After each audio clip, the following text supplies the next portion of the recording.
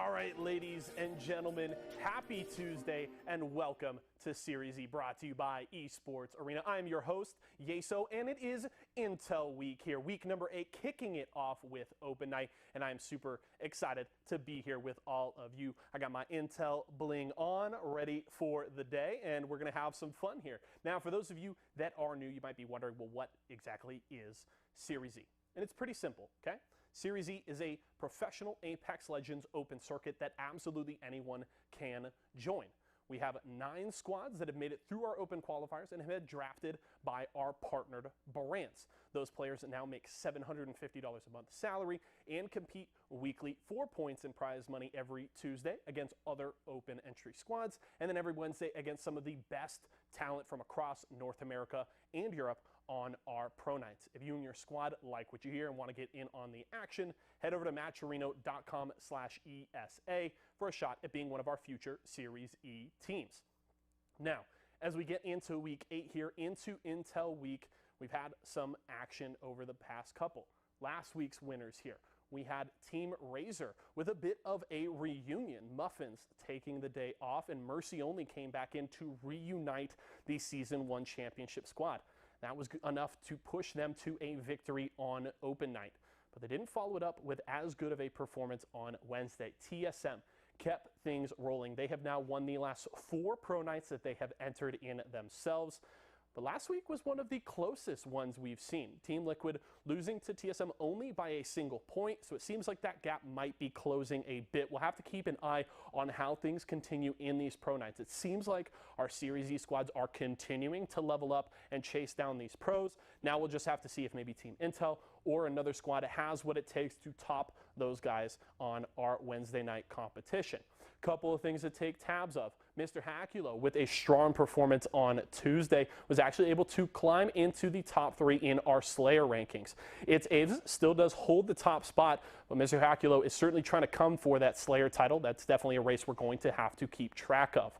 Now, it being Intel Week, I do want to talk a little bit about Team Intel. This is a really strong roster that, on paper, is extremely talented. It's certainly one of the rosters that I was excited about coming into Season 2, but things haven't quite worked out for them. They are now sitting at the bottom of the standings after Team Nestle Splash charged up a couple of spots with their strong performance last Tuesday. We'll have to see if Team Intel can come together this week. These sponsored weeks are extremely important. We've seen tons of squads during their sponsored week have much better performances, have charged towards the top of the standings like we saw over the last 2 weeks with Nestle Splash and Rockstar.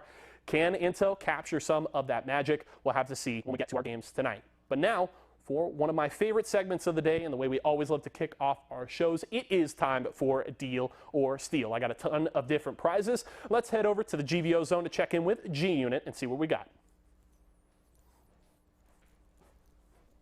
All right. I got G-Unit here joining me in the GVO zone for some Deal or Steal. How we doing today, my friend? How's it going, guys? It's doing good. All right, one moment here. I cannot hear you here on my side. I think we will get that adjusted momentarily. Oh, you can't hear me? I can hear you. I've got you clean. There we go. Okay, you can hear me. That's the most important part. So, welcome to the show. Right. Thank you so much for supporting us here at Esports Arena. Hope you are enjoying the broadcast every week. I want to ask you, I got a ton of prizes here today. You're coming in with a lot of cool stuff to win. What are you hoping to walk away with here today? Well, I mean, if you come in hoping for anything other than the Xbox, then you're setting your bar too low. Okay. But I'm happy with anything. I mean, that's my favorite part about it, right? We got all kinds of great prizes. I think it's a win-win across the board. You know, at the quote-unquote worst, you walk away with an awesome snack pack from one of our partner brands like Pringles or Pop-Tarts, Apple Jacks, or maybe you get some Razor swag or the Xbox. So I think it's a win-win situation. But to explain it for all of you folks at home how things work, okay? I got 20 crates with a range of prizes from all of our partnered brands, even some Esports Arena swag in there as well, okay? We're going to start the game show. G-Unit is going to pick one of those crates to hold on to. We'll set that one to the side. Then we will go through multiple rounds of opening crates and eliminating prizes off the board. At the end of every round, I will then have a deal for G-Unit that either he can take and end the show and walk away with that prize, or he can elect to steal. We'll continue the show, continue eliminating crates until we get to the end. If he does not accept any of my deals, we will finally open up his chosen crate, and we'll see what's inside, and that will be the prize he walks away with. Everything sound good to you? Sounds great. All right, well, let's get into it. If you folks want a shot to come and play Deal or Steal with me, make sure to subscribe to us here on Twitch for a shot to get in on the fun. So let's get the game up on the board. I got 20 crates for you, G-Unit. What is that lucky number you're going to grab here at the start? All right. Let's go with, let's go with crate 11. Crate number 11, the double ones here. We'll set that one to the side.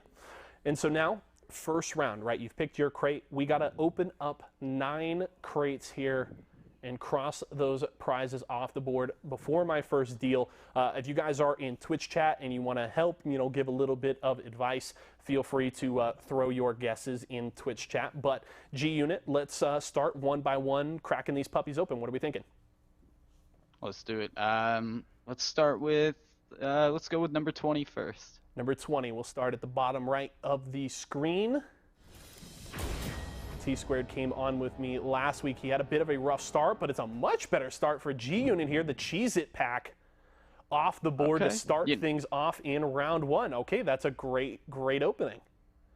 That's perfect. I've got a bunch of Cheez-Its here already, so we're good. Okay, already well stocked up on the snacks. What's next? Let's go crate number 9. Crate number 9 into that third row. Open it up. It is 2,150 Apex coins, one of those blue tier prizes there. But still that 6,700 on the board, so still plenty of Apex coins to play for. What do we have next? Crate, let's go number 1. Crate number 1. Okay, up to that top left corner. What is inside crate number 1? It's the Razer Black Widow V3 wireless keyboard. That one's going to sting. One of those 3 purple tiers, all that awesome Razer gear. So that one's going to hurt a little bit, but 3 off the board, 6 more to go. Crate 17.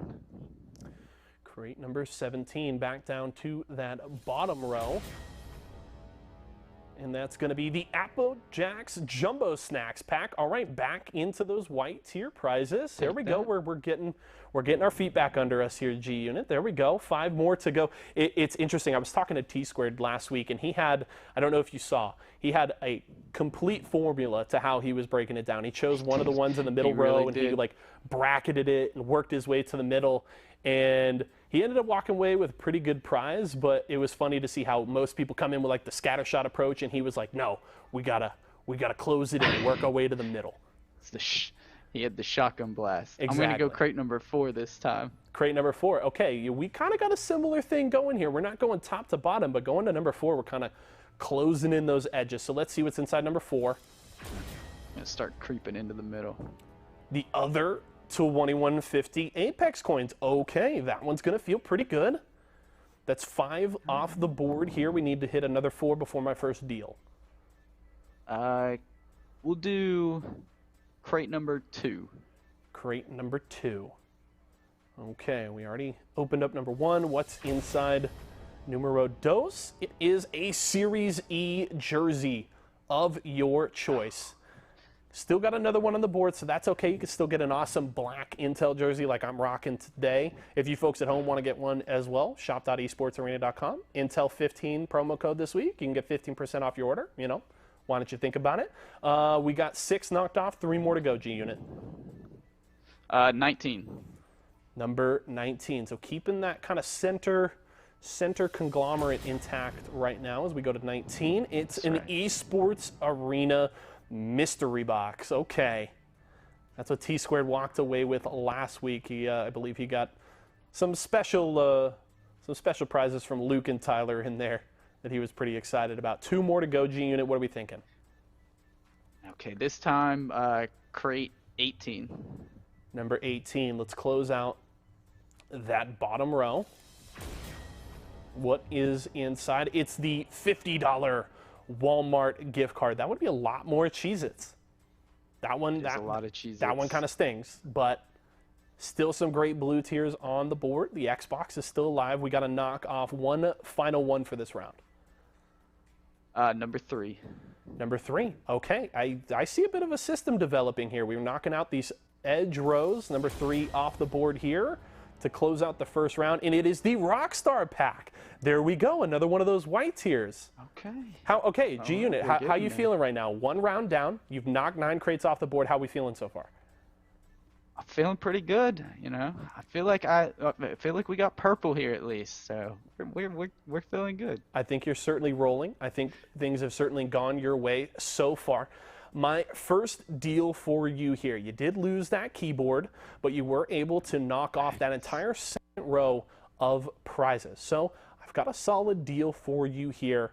My offer this time around is going to be 6,700 Apex coins. You've kept some of those high tier prizes on the board, so my offer is going to be a little higher this time around, so I think you did good here.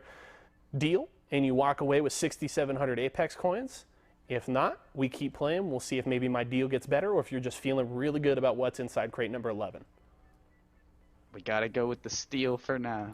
G-Unit feeling confident that he can keep things rolling. Says steal here. Says no to the Apex coins there. Okay. All right, so now this time around, 6 crates have got to go. You've eliminated that top and bottom row. What are we starting with? 12. Number 12, right to the right of that crate number 11. Let's see what is inside. Can you keep it rolling with the white tiers? Ooh, that is the deal that I just offered. 6,700 Apex coins off the board. That one's going to sting a bit to start it off, but it's still early in the second round. All right. Let's go crate 5 this time. Crate number 5. Let's see what's inside. Shout out to T Johnson 11, gift and subs to the community. We certainly appreciate you. The other Series E jersey of your choice. Okay. Another one of those great blue tiers off of the table there. So that one's a bit rough. Okay, 2 there. What's next? I'm gonna let chat pick this one. First number I see in chat. Okay, chat. What are you thinking? G-Unit looking to phone a friend, looking for a little bit of assistance. 8. Naughty Moroku says number 8.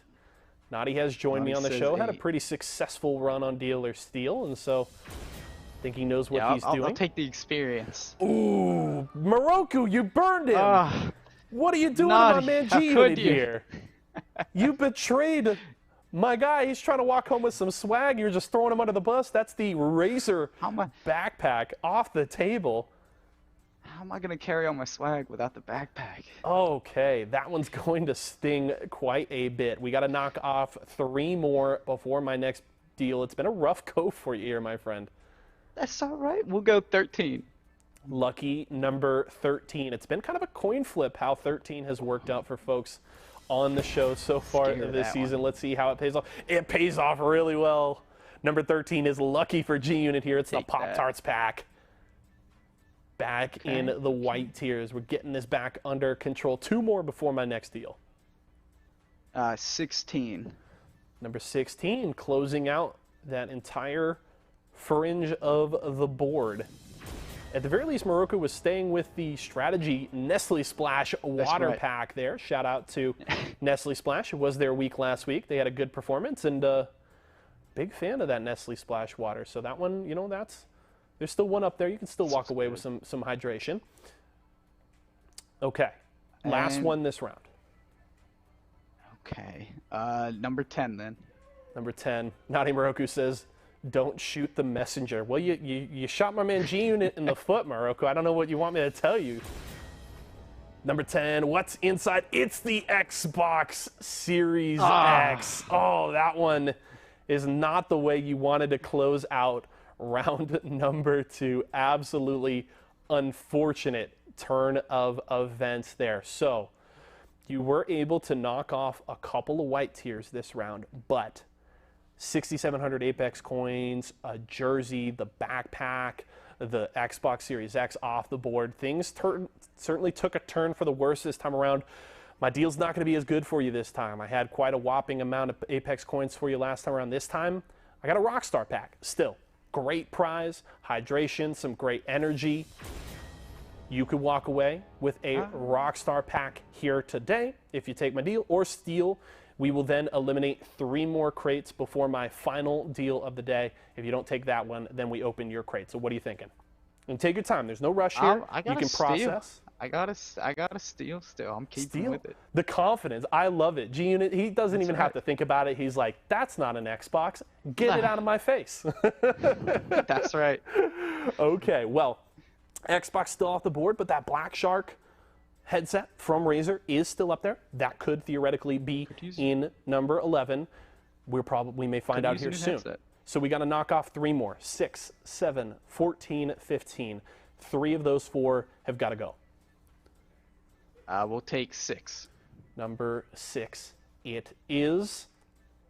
Can G-Unit get back to form? Can we knock off some of those white tiers? Ooh, the other Esports Arena mystery box was inside number 6. So all that ESA swag off the board here. 2 more to go. 7, 14, 15. 15. Number 15. Duravna in chat is confident that 11 is the headset.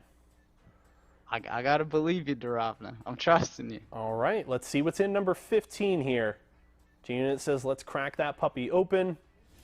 See what's inside. It is the other Nestle Splash water pack. There we go. We're back in business here. We got to go with 1 more before my final deal, just to let everybody know what prize is still on the table. We got a Pringles snack pack, a Rice Krispies treats pack, and that Black Shark Razer headset. So one of those is in number 11, the other 2 in 7 and 14.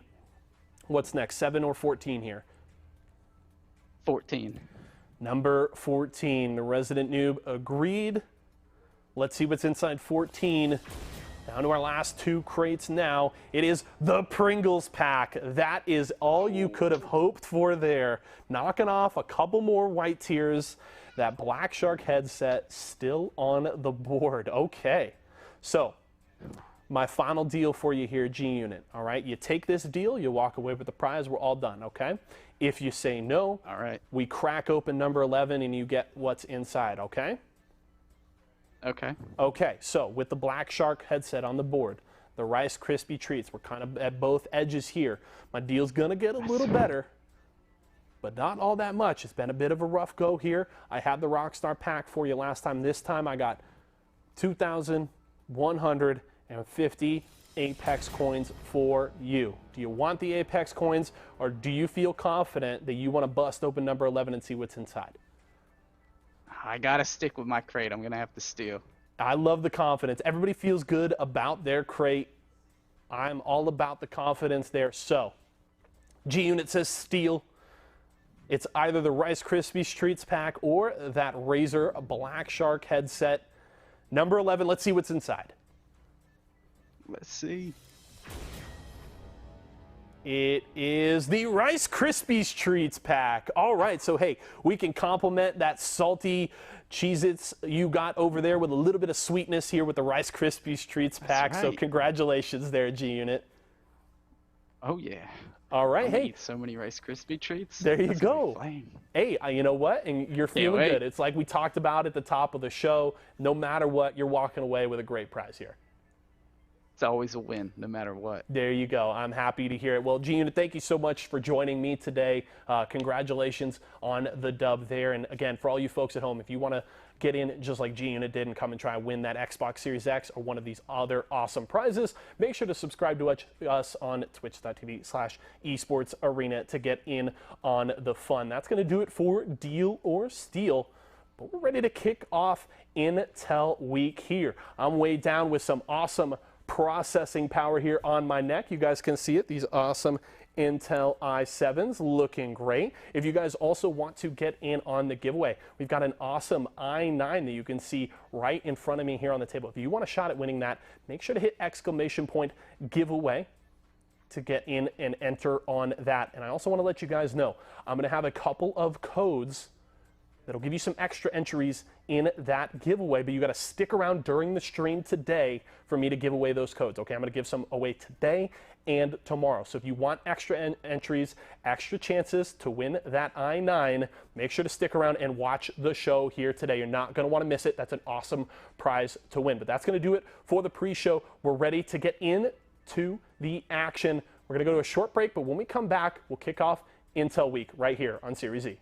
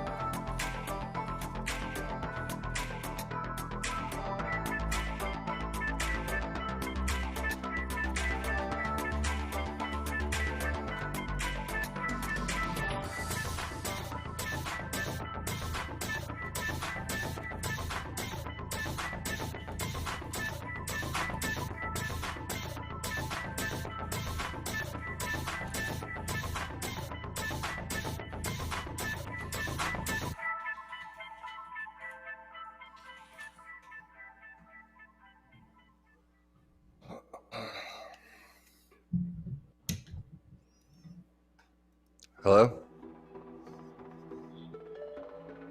What's up?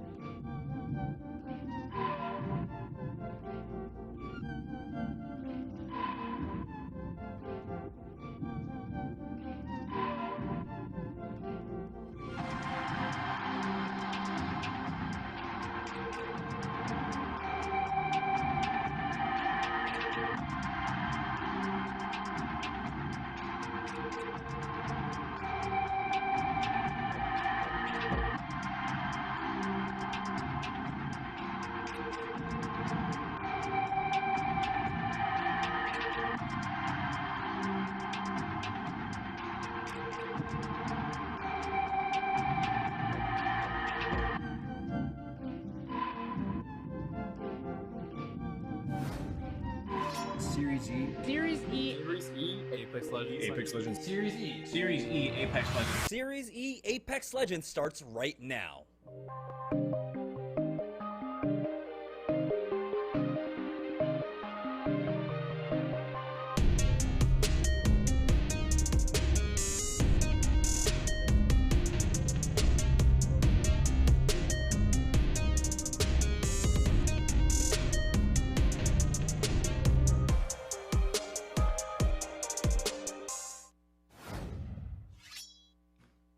All right, welcome everybody to Series E. It is going to be Intel Week, and so we've got a lot of great goodies in store for you. And if you want your chance at winning some cool stuff, make sure you're subbed to the channel as well. You can join our Deal or Steal pre-programming show, and you have to be subbed to be able to enter. So with that out of the way, let's go ahead and talk about this week. Like I said, it is Intel Week. We have Tom back as well. Tom, how are you doing today?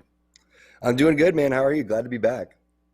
Yeah, I'm glad to have you back as we are setting up for Intel Week. And last week during the Splash Week, I mean, we saw Nestle Pure Life really popping off, but it's always a different story as it does come down to today. It is our open registration night, and so we have 11 hopefuls trying to test out basically their mettle against our 9 partnered squads today. And the format, nothing changes here. We've got 6 games that will be played throughout the evening. We have $500 on the line as well, with first place taking $350 and second place earning $150 for themselves as well. Scoring, nothing changes there as well, as placement points and eliminations will matter. First place getting you 12 points all the way down to 15th, which will earn you 1 point. And so we're seeing, of course, over the last 6, 7, 8 months of Apex Legends that really kill points matter a lot, and you need to be able to frag out, especially when it comes to these open registration nights, Tom. Yeah, you're going to be seeing a lot of teams playing the edge, taking a lot of fights, and things are going to start to slow down a little bit as we take a look at the teams that we have here today. Like you said, Jamerson, either 11 hopefuls or 11 failures. Not quite sure what it's going to be yet. Yeah, no, we're seeing though some names returning almost every week now. We have Absolute Monarchy back, Lonely Fans, 6xZ's, GAN. Some of the teams we've seen try to compete during our pro nights as well, to some mixed results so far. But this is about development here at Series E. It's about putting on display some talent that you might not be familiar with. And right now, a lot of our partnered squads are definitely proving themselves. But even though this is Intel Week, we've had a lot of questions about Team Intel themselves. We know that they have a lot of potential, but they haven't quite lived up to it quite yet, Tom. Yeah, they haven't. They're just still getting it together, though. Once they do, they're going to be clicking on all cylinders and be one of the best team fighting teams that we have. But I'm glad that you called out Lonely Fans, because just Sunday during the LCQ, they really popped off. It was 6 games overall, and they were trying to make it into the $1 million tournament that's happening. And they were, after game 2, sitting around 16th place. They made a more aggressive team composition, busting out Octane, getting rid of Caustic, and all of a sudden they had a huge game that propelled them into qualifying. So in terms of confidence, in terms of being here weekly and practicing every single day, I think that it's really important for Lonely Fans to be here, because Series E is some of the best practice that you're going to get. Yes, the meta is going to change over the next couple of weeks. We have updates coming out. We have obviously Apex Legends Legacy that's dropping too. So it's going to be a very interesting next month or so for Apex. Yeah, play more towards your comfort instead of the meta if the meta does not suit your style. If you're used to just, kind of pub stomping through ranked, maybe try that out and see, really test your team fighting 3v3s, which we'll be able to do in Season 9, which I'm super excited for. But yeah, these are the squads that will be joining our partner teams for today's games. So these 11 squads, like we said, Lonely Fan, 6xZ's, GAN, and AMG. These are squads that we've seen aren't afraid to try and take the fight up against our partnered squads. So we'll see exactly how things work out. Of course, like we said, it's a mixed bag today, and the important thing is game number 1. It's going to really set the pace for the rest of the games tonight, because we have a lot of unknown factors when it comes to these open nights. Game number 1, you have to settle your drop disputes and not get 50-50 for the rest of the games. But we'll see how that works out, Tom. Yeah, we'll see how it goes. And as we get started in game number 1, it's obviously Intel Week, so we're going to take a look at where Team Intel is going to be going and what they're going to be doing. On board with Metro right now, but Panders is one of the most solid Bloodhounds that we have, and then 6 also one of the more solid Wraiths. So all of these players individually amazing. It's just a matter of getting their teamwork together and getting their confidence together as they take team fights. Looks like as they're having a little flight path over towards the southwest side of the map, going over towards Thermal Station. It looks like they are going to be contested, so we'll have to stay on board with this. This team may try to dip over towards Harvester if they see no one else is contesting, or they may even go straight for this fight with Team Intel over towards this side. They might be going over towards Tree as their paths did intersect. So Team Intel currently so far looks like all skies clear for them to drop in to Thermal Station. We already have our first fight. Looks like Lonely Fence getting the first knock there. Oh wait, they might be challenged, and so Team Intel have to be a little bit conservative on this drop. But we're joining on board with Lonely Fence, who are over at Harvester. They should be in a 2v3 now. They're going to be able to secure that thirst at the very least. Rakinishu versus Crummy. So Rockstar is taking on a fight right now, as we can see Lonely Fence are able to finish off their fight very shortly here. Nice flank from 00 Negative. They had that player pinched. It looks like Phony from Pringles, and this is what we're talking about. Game number 1 with all the unknown factors. We're going to have a lot of fighting on drop. We have about 6 or 7 squads currently fighting this one out. Team Pringles getting contested over here at Sorting Factory. Yeah, and Sorting Factory is one of the more fun places to fight, but right now, I'm going to have to find an armor for Fury. We'll see what's in the office. Typically, you're going to find something really nice in here. Devotion, 30-30, not really ideal. There's the Volt. That should be a little bit better throughout all of this. Wingman Volt is a solid combo. There's the Massive as well. So guns looking great, but nothing else looking too strong. Intel looking strong with the armors, though. They do have this team pinched out over towards the side. It looks like they own a lot of the real estate, too, so they're going to have better loot throughout all this. That means Panders is going to send it. He's going to get aggressive scan. Comes up in a couple seconds, so he's going to wait for that one in the bubble before it comes back up. And there it is. 2 hostiles detected. Counter bubble coming down. They're going to know exactly where these players are going to go. Great flank, too, coming through. So he's just going to hold this angle and crack the shields as 6 gets aggressive. He does get taken down, though. That is a maze with the Spitfire. Nice job throughout all that. But it's going to be double knocks for Intel, and they should be able to find the last player up on towards the zip line who sent it a little bit too late, though, as we were talking about. They are split, and Intel had a huge advantage in terms of already knowing where these players were going to land, plus the armors too. So you love to see that. I'm glad that 6 was the first player to push up throughout all of that. You want your Wraith going in, you want Metro coming through and getting the reses. Great job by Team Intel.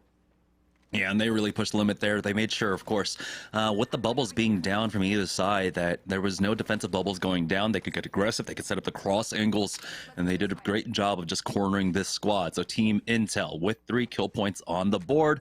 We're now already down to 19 squads remaining. We do have some of the ring pulling down here to Thermal Station, but because of all the actions, I don't think Panders was able to bring up the ring himself. And yeah, the ring will hug hard over to Thermal side, and so it's all about positioning at this point for Team Intel. They can just let the kills come to them. They could try to control a choke point, or they could just go for center zone because they already have the early game kills. On board with Absolute Monarchy now, who are making their way through train station, coming down to the south, over towards Harvester, and we already have our first rat cam of the day on the Tomcat rat cam from Phantom Legion. We have Carlon Fam, and I believe this was the squad that was contesting over by Harvester, and Carlon is now by himself. Surprised Carlon's not chucking barrels left and right so he can get a little bit more, I guess, security over towards that rat area, but only gray armor too. He should be taken out very shortly, back on board with Absolute Monarchy. And I'm curious, as we did take a look at that ring and it's over towards that thermal side, we did see Intel win that fight. I want to know what they're going to prioritize, because it's not going to be the very south end side of thermal. It's going to be more over towards the center of thermal, which could be top center. Could be a great spot. The buildings where the fight was actually taking place could be another good spot. But one thing's for sure, the choke where the top center area is, where the fence is going to be one of the most fought after and sought after places in all of the game. As we take a look at what Pringles' rotation is, they're going on the outside of Tree, trying to take over one of these beacon buildings, but they do have the beacon scan over towards Tree, and they already hit that, so they know exactly what's up. They're going to go play this choke in between top Tree and thermal, which is good because really the only thing you have to worry about is more about your southeast side. So I like this play from Team Pringles. Yeah, they were trying to grab that beacon building, the respawn beacon building, on the south side of thermal there, but it seems like a team already made it. Might quite possibly be Applejacks, but I would expect Applejacks to play a more of an aggressive angle there instead of playing very safe inside right now, especially here during the open night. They do spot out a squad, and Phony's getting some great damage off with that charge rifle, getting closer to getting himself a purple armor. At the very least, maybe just swap off those whites with Fury to try and get those whites evolved to blues, just because it's so much easier to evolve those. Yeah, I think that getting the blue would be really nice. He looks like he's going for the purple, but what he needs to realize is these are shots that are only hitting for 12. There's 50. he's running out of ammo, Jamerson. He's running out of ammo extremely quickly, so he's going to have to figure out a backup plan if they don't get some sort of kills. Absolute Monarchy, a little bit of a skirmish over here, and we had a lot of 50-50s, but still with the rat that was involved and everyone kind of backing off and taking the respected areas, it's still a fairly slow game. And I like this building overall. I think that when we're talking about the thermal endings, it's going to probably end over towards the middle over here, or the platform across is a very, very popular spot, so I do like that positioning. Yeah, so Applejacks did take a more aggressive angle here. They will be playing center zone, but this is one of those spots where you should be able to pick up kill points along the way. He does have the G7 Scout with the 2-4X on it, so he'll have great line of sight. Team Intel hold up inside that circle building to their northwest as well. We're on board with Rice Krispie Treats, who are getting engaged upon right now. The EMP does drop down, only hits onto Bird. That might have been Absolute Monarchy, one of the few teams that are running the crypto, I believe. But it looks like Ack is in a fight himself, as Goofy Gamer has gone down as well. And so, big fight taking place. We're down to 17 squads now as teams are still rotating for this. Rice Krispie Treats in an area where they can try and gatekeep a lot of the teams coming in from the north and the eastern sides of the map. Yeah, this is a popular ending, but it doesn't look like it's going to be hard pulling this way anytime soon, as Rice Krispie Treats is just trying to play an area where they're going to be getting some kills throughout all of this, and it's a very active spot. You're going to have teams taking the high ground over towards the side. There's going to be teams that go over towards the train track as well. So that's why you have to make sure that you're holding inside that building and not getting too overzealous and over aggressive. As Team Razor, most likely coming out of the trials area, coming out with that gold armor, most likely has a gold bag as well, as we see what Zeratricky has, the gold helmet. So it doesn't look like they've found themselves any type of damage quite yet, but R301, massive purple bolt, they're going to be feeling that. And like we're talking about, playing the edge is always really key. Some of the notes, Serial coming in on the Octane. Oh, they've got a squad, an entire squad ahead of them as well. They've got the sniper posts to be able to utilize this position from the high ground. The scan goes down, and it looks like another squad from Train is getting involved in this. All the kills going over to Team Razor, though, and Team Razor will easily clean up this team just rotating through the middle of nowhere. Zeratricky now on that purple armor for himself. Team Cheez-It, though, in a fight, and we were talking about a lot of fighting is going to take place here. It's Rice Krispie Treats trying to hold down this building, forcing back Team Cheez-It already. But with that defensive bombardment being used, Rakinishu has the scan coming up, or has the scan at least, to try and get in. But it looks like too many people are involved in this fight. Too many teams are in the area. So Cheez-It are going to try and slow things down. Rice Krispie Treats, the first knock comes in, and it's going to be one of them going down. Bubble Res has been used. Team Cheez-It want to get involved in this. They want to try and push this, but they have to understand that so many teams are in the area. They have to finish this fight off quick. We have Bird dropping down low, but we do have one of them falling back, and just like that, Team Cheez-It push out Rice Krispie Treats. Really nicely done. We were talking about Rice Krispie Treats is going to see a lot of action over towards this building, and if so, they need to fall back towards it, but they can't afford to get knocked throughout all that, especially against an experienced partner team like Team Cheez-It. And Rakinishu's spray was just phenomenal. Yes, he does have the purple mag on that R99, but he's doing 100 damage, only taking about 25 to boot, as we see another fight happening over towards the side. It looks like one of our open teams taking down another open team. Team Outcasts going to take that one. We're calling the drone as well, hitting the res onto the Gibraltar. Armor swap's going to be coming in as well. They should be fine. It's one of those buildings that we're talking about, Jamerson. This is a very big building to hold. Nice job by Team Outcasts. Yeah, getting the first 3 kill points there, holding a power position for the mid game as NPL now. They've got a team in their sights. They're going forward with that jump pad. Defensive bombardment was used as well. Ronnie will have his Beast of the Hunt to pop, but here's Team Intel trying to get aggressive on the squad that we saw just beforehand. They're getting peppered away from Applejacks, I believe, over at Sniper Tower. You saw 6 taking a look on over there. And as much as they want these kill points, it's going to be very difficult now, but here's 6 to try and set up the port at the very least as they infiltrate this building. NPL in a fight up against Rakinishu and Team Rockstar. They've already gotten the first knock here as defensive bombardment will finish off Rakinishu. You can see Blight is still getting involved in this. I don't know where Blight is, but this is 2 knocks, 2 kills that he might just come up for his squad. Murdog does go down throughout all of this, and Blueberry Smalls is the one that picked up the kill. NPL wants to finish off the rest of the squad, though. They're not going to overextend at this point and fall back. Back on board with Team Intel, who are still trying to infiltrate this building. Have not been able to find a knock quite yet, and the defensive bombardment will force them back into their own. It's also going to connect just a little bit. 100 damage done on the Panders, and then Metro are going to have to hit a battery as well. Now that the utility's been used, I guarantee Intel is going to go back through, but they have to be careful of third parties throughout all of this. And you can see the port was put in the air throughout all that because the kidnap attempt is exactly what Six was going for. Unfortunately, wasn't able to connect on that as we switched on over to the massive fight that was happening over towards that respawn building. Now Metro, he's getting over towards this box, so not only can check for third parties, he wants to check out over towards this window as well, but no nades connecting quite yet, and now not quite sure what Team Intel is going to be able to do because this zone is not pulling hard thermal like we were expecting. If we can take a look at the map, it's going to give us a little bit more idea on why these teams are making the plays that they are, because this is going to go more over towards that fence area, over towards thermal like we were talking about. The choke is also another spot that's going to be inside the next zone too. I don't think it's going to continue to pull that way, but this is a very interesting zone. So I wonder who picked this spot and who got it correct. Yeah, Team Intel expecting an EMP drone to come on in, but doesn't seem like that's the case quite yet. But this is pulling towards the northeast side. We were talking about the respawn building location before and how it could be a very popular spot to play, but the choke points of thermal will also prove very fruitful here as the ring does pull away now. But we're already down to 13 squad, 35 players remaining throughout all of this, and I believe our lone ret is still alive. One squad should be down to a duo, I believe, at this phase of the game.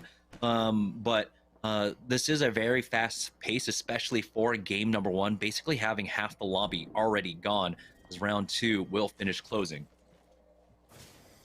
And now everyone is going to know it's time to move, which means that Intel feels like they want to go and take this fight. I like this position coming in for Panders. He does not connect with those massive shots. Hits for 24 there. Is going to heal. About took as much damage as he gave. Now going to try to do some nice clamoring up over towards the side, but there's a third party coming in from the choke like we were talking about there, waiting to pounce on that opportunity. The problem here for Intel is now that they've used their portal and now that teams realize where this zone is pulling, they're going to have a hard time rotating because look at Razor. They're just waiting on the wings to attack. Yeah, Team Razor know that there are two teams in the area. The scans have gone down as well. Zeratrick is just trying to find an opening here as he'll be able to just bubble himself if he does get into any danger. So that's why he is the first one up. But Team Intel, they lost out on their opportunity. They had about 2 minutes to try to get something going here. Missed out on 3 kill points so far. Now we do have Team Razor backing off as Zeratrick took a decent amount of damage, almost had his shield cracked, and so they're going to fall back and watch this choke here. This is, of course, very early on in the game. Despite having only 13 squads left, we have to remember this is a Zone 1, Zone 2 ring, and so it does not hit for that much. You can get pushed from this side. It looks like they might even consider just rotating around because they don't want to move through that area where two teams are just to get shot at for free. So that's exactly what they're going to do. Yeah, and they know what was over here because they've kind of frequented on this side before. So I like this play. The reason that this is smarter is because everybody predicted the thermal station zone. So there's so much clutter over towards that side that everyone's going to just be on top of one another. So with that rotation, they've also made their way over towards the slow side of the zone too. So this is great heads up play and awareness coming in from Team Razor. Applejacks are actually still in this zone here too. So this may continue to pull. Oh, Intel goes down to the R301. Where is this portal, though? Is it in a safe place? Metro, he's getting taken down. They know where the portal is, too, and it doesn't look like Six is interested in going back to help. He's going to dip out, and he's going to be on the Tomcat Rat Cam unless Panda's can escape as well. It looks like they will safely make it underneath, but they did not recover the banner of Metro. There might be an opportunity for Six to try to go back for it, but you can see, oh no, he went back through the portal, and so his banner is on the high ground. That's very difficult to try and retrieve at this point, especially, we already know, Applejacks is keeping an eye on it. Round 3 is closing here. They've been scanned as a duo. You have to imagine that Applejacks are going to drop on them very shortly. Yeah, it's just a matter of time. They're trying to also scout out for third parties, just like Team Intel was worried about Team Razor. I think that Team Applejacks is going to be worried about that too, because they are still in the zone, and eventually what they'll have to do is make a rotation, and maybe they'll kill them on the rotation. And just keeping an eye on their surroundings here as Team Razor playing on the north side of the zone. Zeratrick finds a nice angle as Serial has been taking a lot of ring damage, it seems like. And he will be able to passively heal that up and can also pop that medkit. Here's Hakulo just holding it down for now. We're seeing that ring is going to be pulling towards the high ground just above the train tracks. Might even pull down quite possibly over towards the platform. Here's Applejacks making their push onto Team Intel, knowing that they've got this fight isolated out, but they've taken so much damage. It was a 3v2, but Team Intel still have some claws on them now. It's going to be the full heal, or at least the bats coming out as Panders gets the first knock throughout all of this, bringing it down to a 2v2. Six taking a lot of damage. He's got 1 HP. EMP, and he will fall. Team Applejacks, it was just a matter of time, but here comes the third party as the EMP will connect. He goes for that armor swap right after as well to try and fight back into this, and they will be taken out. That's going to be 2 of our partner teams getting dropped there. Team Razor, though, making a play for this high ground position. They have a full squad ahead of them. EMP will go ahead and be dropped, but it looked like the drone was cleared as now Zara Tricky is trying to push forward. Defensive bombardment will keep him in place here as Mr. Hakulo did take that port, but he will be able to regain that high ground with his squad. And so, Team Razor successful in being able to bully this squad out of the position. Yeah, this is one of the zones that we were anticipating, and Razor comes around and takes this spot because this spot is very difficult when you're having multiple chokes and a lot of different focus on you. Still 11 squads. It started off very fast, but we've started to slow things down just temporarily. Lonely Fans looks like they're going to be making the rotation down through the train tunnel, so it looks like they're going to be able to watch their back the entire time. They want to go extremely late. Nice knock right there on an Absolute Monarchy. That's Fat Fruit Ninja who's going to go down, and they're not really too interested in pushing too far into this, because they have to hold their back the entire time. So they're going to move in with the zone, 20 seconds until that happens. So they're about 40 seconds for making their way into that train tunnel. But the fact that they've now cleared out and added aggression over towards that opposite side is huge. Keep in mind, Razor, when they get there, is going to be directly above them. So there's going to be a lot of teams coexisting. Pringle's in a good spot over here, over towards this building. They've been set up over here for quite some time now. Yeah, I believe this is where Absolute Monarchy were beforehand, but there's Team Pringles holding down the major building of this platform for now. They'll be able to just back off as didn't even realize. Boney has over 1,000 damage, but we haven't really seen him on the kill feed. It's been a lot of poking for him, it seems, as we do have a defensive bombardment not too far off. Another squad in the building just to their southwest. There's a squad above them on their building, as it looks like Team Cheez It are getting full sent on. Joey Blackout gone, Rakinishu gone as well. Should just be one player remaining for them. Carlo and Fam on the Tomcat Ratcamp trying to make something happen here, but he's going to be on that caustic. No movement ability, stuck out in the middle of the open, taking lava damage here as he tries to push up, and he will get finished off. Absolute Monarchy still fighting through this as they do get a knock, answer back up against Blight from Lonely Fans as well. Here's Team Outcast playing this one as a duo. Rig gets taken out by Pop-Tarts as Lucas from the high ground here, but here's Team Pringles getting sent on in their building. They've got the PK in hand. They will just shut down this squad easily. Very nicely done by Team Pringles, and they're not that far from where this zone is going to rotate. It's going to be a hard pull kind of over where these pills are on that thermal station side when you go and land over here. Now some nice shots on the players that are out on the platform. This is a pretty unorthodox ending, to be honest with you. We see this a handful of times, but Thermal has so many different endings, you'll really be surprised. And this is going to make Gibraltar so strong throughout all of this. As Team Pop-Tarts, they're going to send it down low over towards the Outcasts and take them out fairly easily, but that was more of a kill point type of play. Now they're gonna have to make their way back over towards the high ground, and I don't know how they're gonna do that. Yeah, they don't have the horizontal movement, right? They can climb up, but it's going to be very difficult on the rocks just to their north right there. But they have 20 seconds to do it. The zone's going to move very quickly, and they have to do an almost blind rotation. They'll have the scan to work off of. But now Team Razor are stuck in this spot. The ring pulling away from them. They've got a squad that's playing over at the choke on the northeast side of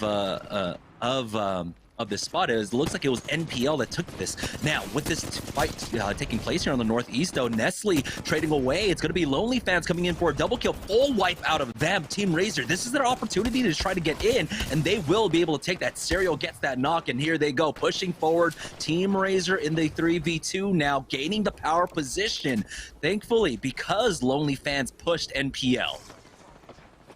Very nicely done. Team Razor has been playing this phenomenally ever since their rotation over towards the side. Now they take the priority position over here, and speaking of that 3 pills, that's exactly where Team Pringles is going to set up. So this is going to make things extremely interesting. You have 2 of our partner teams set up, another team over down towards that low ground, which I believe is going to be Lonely Fans sitting inside that train tunnel. And it's going to continue to pull over towards where Razor is. So Pringles with the furthest rotation to make, but right now they do have focus on them. They're both teams chucking a couple grenades. Again, that team over down towards the low ground is going to be a nuisance too. So all eyes really on Team Razor as they have to force both of these teams into one another. Yeah, it is about securing this last kill point from the one lone player that is stuck underneath the train tunnel right now. And we'll see if Team Pringles try to prioritize that or try to prioritize just, of course, playing for that center right now. As you can see, Team Razor from the high ground angle, have Team Pringles absolutely pinned down. They will have the jump pad. They will have the bubble to work with as well. As you can see, Serial was trying to get a little bit aggressive. EMP has been used. It looks like it goes down. But now, with that bubble now, that's pretty important here. They'll have the bubble back up by the time the zone starts closing. It is the slow circle. And so you can see Razor trying their best to use their utility, try to get the knock, and Serial is doing some decent damage so far. And really trying to turn the screws on them, but still playing this one passively here, still playing this one very conservatively because it is not over quite yet. Yeah, he's backing off to get some more ammo and a different gun here. It looks like he's going to switch on over the flatline. A little bit more ammo for him and a little bit bigger of a clip too, but I do like the pressure that he's adding throughout all of this. You have to continue to force the enemy team to get resources, but also try to throw them off so they can formulate a plan a little bit later than they would like to. And I love the different plays that we've seen throughout. Serial again making an appearance in a series, I think for the second time here. And there's the, it is absolute man monarchy actually. I thought that was one player from Lonely Fans. That's Fat Fruit Ninja. Got knocked originally, survives throughout all of this. We'll see if he can wrap this out to a top 2.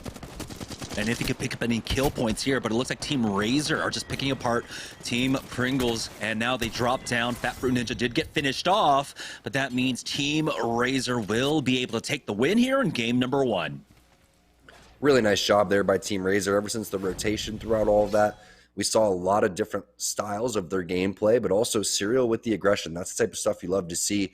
And they had the original play over towards the sniper post where you saw Zeratricky's tracking is on point right now. So if he continues to shoot like that, if Razor continues to make smart rotations, they're going to be one of our, teams that are sitting up over towards the top, just like they were in season 1. So it's nice to see Razor pick it up over the last couple of weeks. And they picked up a good number of kill points in this game as well. I want to say maybe around 10. So this could be a 22-point game for them, but we'll find out. So we're going to take a short break. When we get back, we'll have the leaderboard along with game number 2 after this. So I primarily play Wraith for Intel on the IGL for the team. So typically I'm trying to look to get people in the right position. Obviously portaling and whatnot is very important. Being able to play kind of like a lurker, being able to look for the openings for team fights. Alliance, who are in the 3rd place position, who need to pick up a lot of kills. Team Intel here on the south side of Sorting Factory. They got the first knock onto Xenox. So now Sentinels, again, playing with another man down. They've been bleeding out. I wouldn't be surprised if damage on the players running away, but great job. Really nice teamwork coming in from Team Intel right now. Again, just no fear pushing forward on the rest of these players because they know they're weak.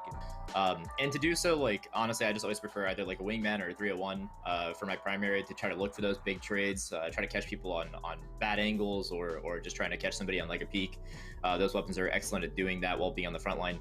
And then a secondary, just having a shotgun. So when we bub up on somebody, we can just like instantly knock somebody and use that momentum off the crack to move forward. Find the Intel products you need at walmart.com/esportsarena. This is Six. I play Apex Legends for Team Intel, and you're watching Intel Week.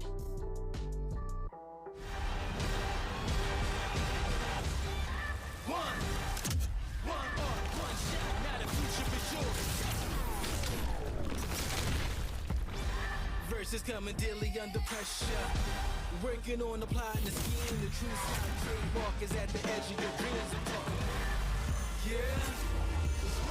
One shot, now the future is yours.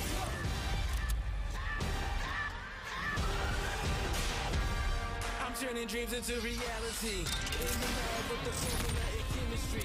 Your memories spark and motivate and make the industry shake. Put the bars to the brakes. I'm talking one chance that was so good for the goal. It's one shot, now the future is yours. Go!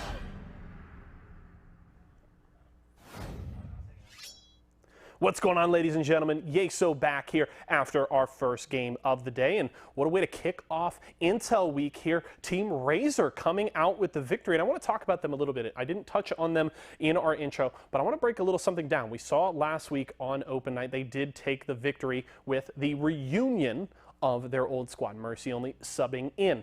I do want to update you guys. You may be curious why we didn't see Muffins today. Muffins and Team Razor have mutually agreed to part ways. So as of right now, Serial is debuting with the squad. This is kind of his audition, and it's certainly quite a way to audition to get a win in your first official competitive game with the squad. So Team Razor, definitely a squad to keep an eye on. Let's check out our post-game stats here for game number 1. And no surprise, obviously, Zera Tricky leading the way for them, but interesting. Couple of open squads taking up the other statistical categories. You saw Team Outcast throughout that game pushing on a lot of squads. Defeated does take the kill leader for that first game, so that's certainly an open team to keep our eyes on. And then Lonely Fans coming off of, as Tom mentioned in their intro, an impressive performance at their LCQ for a LGS. They're looking really strong.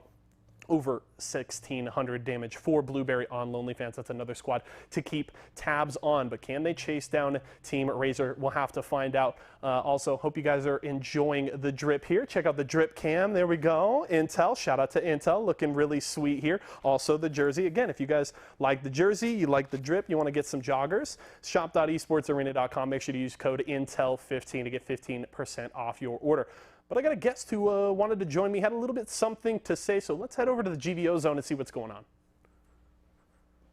Okay, I got Luke Shimonahi Brew fresh off a fantastic hosting performance on Sunday, and he wanted to get back on camera. He just, he missed hanging out with me and wanted to get back in on the action. And Luke, you had something to tell the folks at home, I believe? Yeah, I just want to preference this with, it's Intel Week. Yes. It's a great Intel Week. 15% off on our shop website. That's actually pretty crazy. Yes. So it's all champion gear, guys. I don't know if you noticed, but you might have heard of them before. 15% off, pretty cool. Check that out. My Intel boys, I don't know if you guys saw draft day, but I did actually choose Intel as my team for the season after previously being Team Razor for all of season 1. And I was such a, I'm a big Razor fanboy. I love the boys over at Razor. And I just made the conscious decision. I didn't want to stick with Razor the whole time. I was like, oh man, maybe I need to switch. And then when Muffins joined Team Razor, I was like, well, that's obviously a sign. Let me get out of here.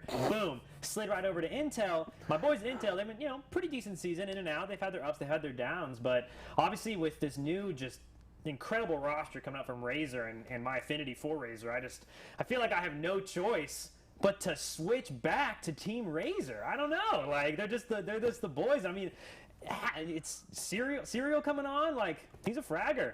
I mean, and they're looking really strong, right? Razor picked up a ton of points last Tuesday with that first place placing. The boys are certainly happy to hear it, right? The Shimonahi endorsement is very powerful in Series E. Oh, absolutely. I mean, look what happened season 1. Yeah. Season 1 champions. You ever heard of them? I'm Team Razor all the way. But you know what it is? It's just my boys at Intel, you guys keep it up, do great. 15% off on ! shop. But at the end of the day, I'll see you guys at the end of the season. Yeah, definitely Luke will be back. Also, make sure to head over to walmart.com/esportsarena. There's a ton of awesome products from all of our partners over there. That's going to do it for our in-between game segment here, but we got Game 2 coming to you on the other side of this break. I play Bloodhound, and I usually look for like a shotgun, because we're usually playing Gibby as well, so we like bubble fighting. So a shotgun and R9 or a 301 is usually one of my go-to weapons. Find the replicator to try and get a mobile respawn beacon, but here's Team Intel pushing up, getting the re-knock as well. We like to play for the center circle, but if that's not an option, we can play the edge, and we're really good at working our way in on the edge. Find your favorite Intel products on walmart.com/esportsarena. I'm Panders, and I play Apex Legends for Team Intel, and you're watching Intel Week.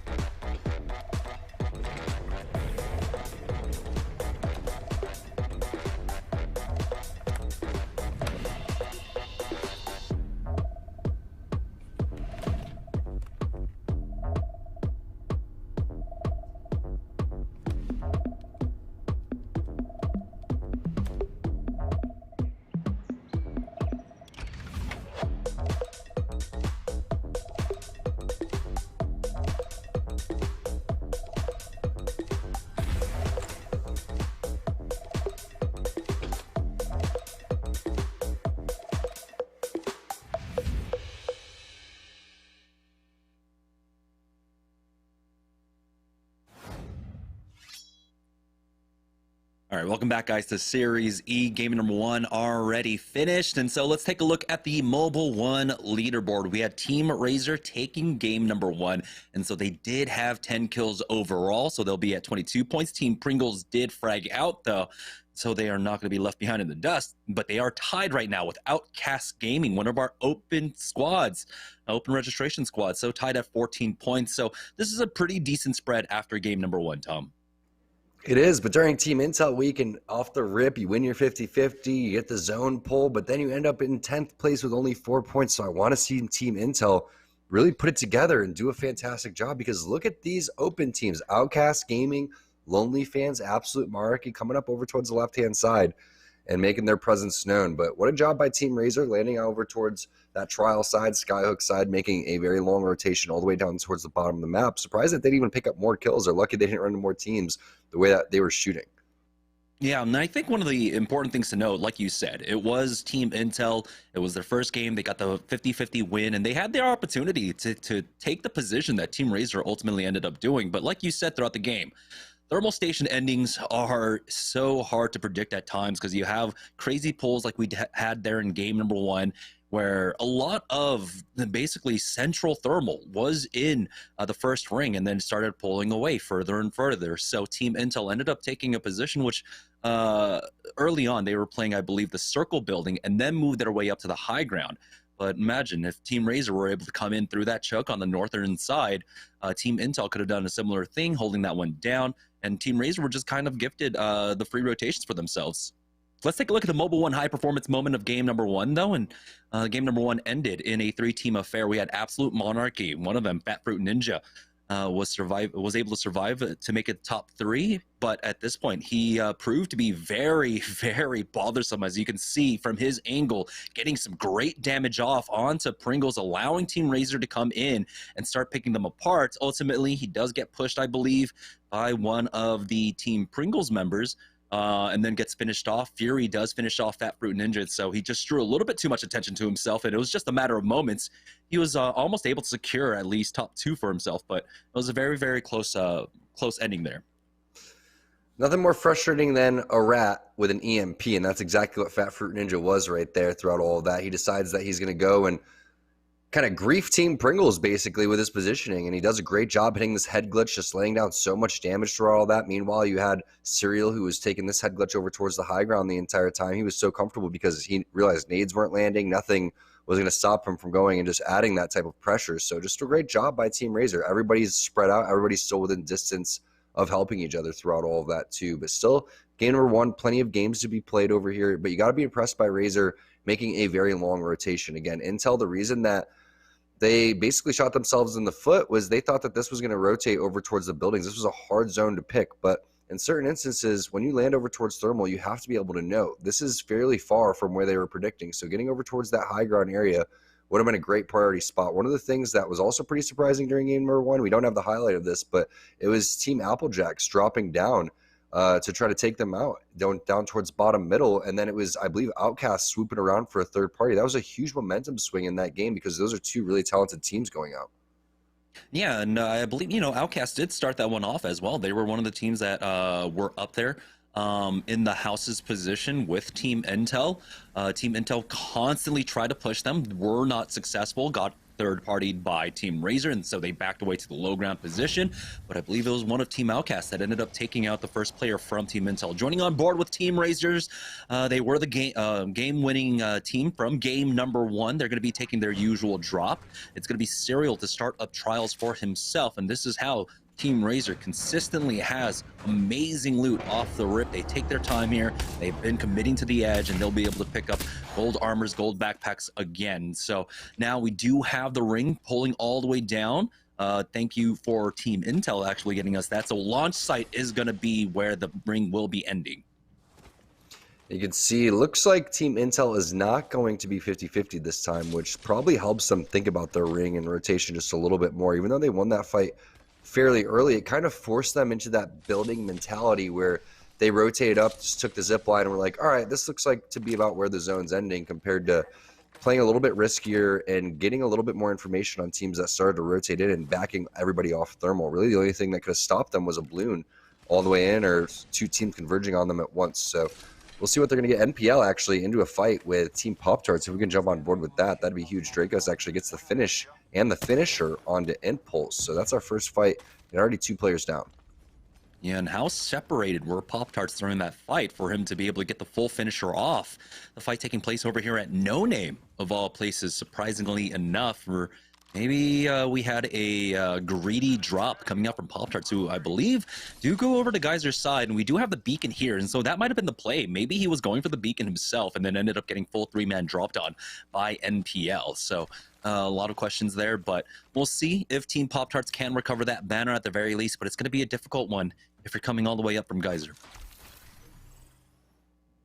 Yeah, and now the armor upgrades are going to be crucial throughout all of this for Team Nestle Splash. Actually, is no longer Nestle Pure Life, so make sure everybody goes and grabs their Splash and hydrates throughout all of this. And I'm glad to see Dracos is playing an aggressive character, and I like to see him on this Octane. He gets in each other's face, he gets into enemy faces very well. Ronnie's a great aggressive player too, and so is Bambino. So Nestle Splash, I'm glad they had a great performance last week, because they were one of the teams in Season 1 who really started to advance on a week-by-week basis. Then the start of Season 2 seems like something had happened where they were slowing down just a little bit, but now they started to find their footing.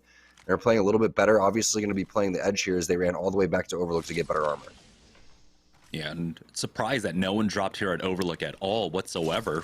We had very few fights off the rip. It was just Nestle Splash along with Pop-Tarts, and so having Overlook completely open is really strange. 00 negative though runs into Aves. Applejacks making their move from tree now, using that connector to get themselves into launch site, and so you have to be ready for this kind of rotate. Dupe finds another knock as well. Blueberry Smalls going down, and so Team Lonely Fans, they had a pretty good finish there in game number 1, but they're going down early. They do have one player still remaining, but you cannot be caught out on this rotate when week after week you've seen Applejacks over at tree. You can't just run right into them.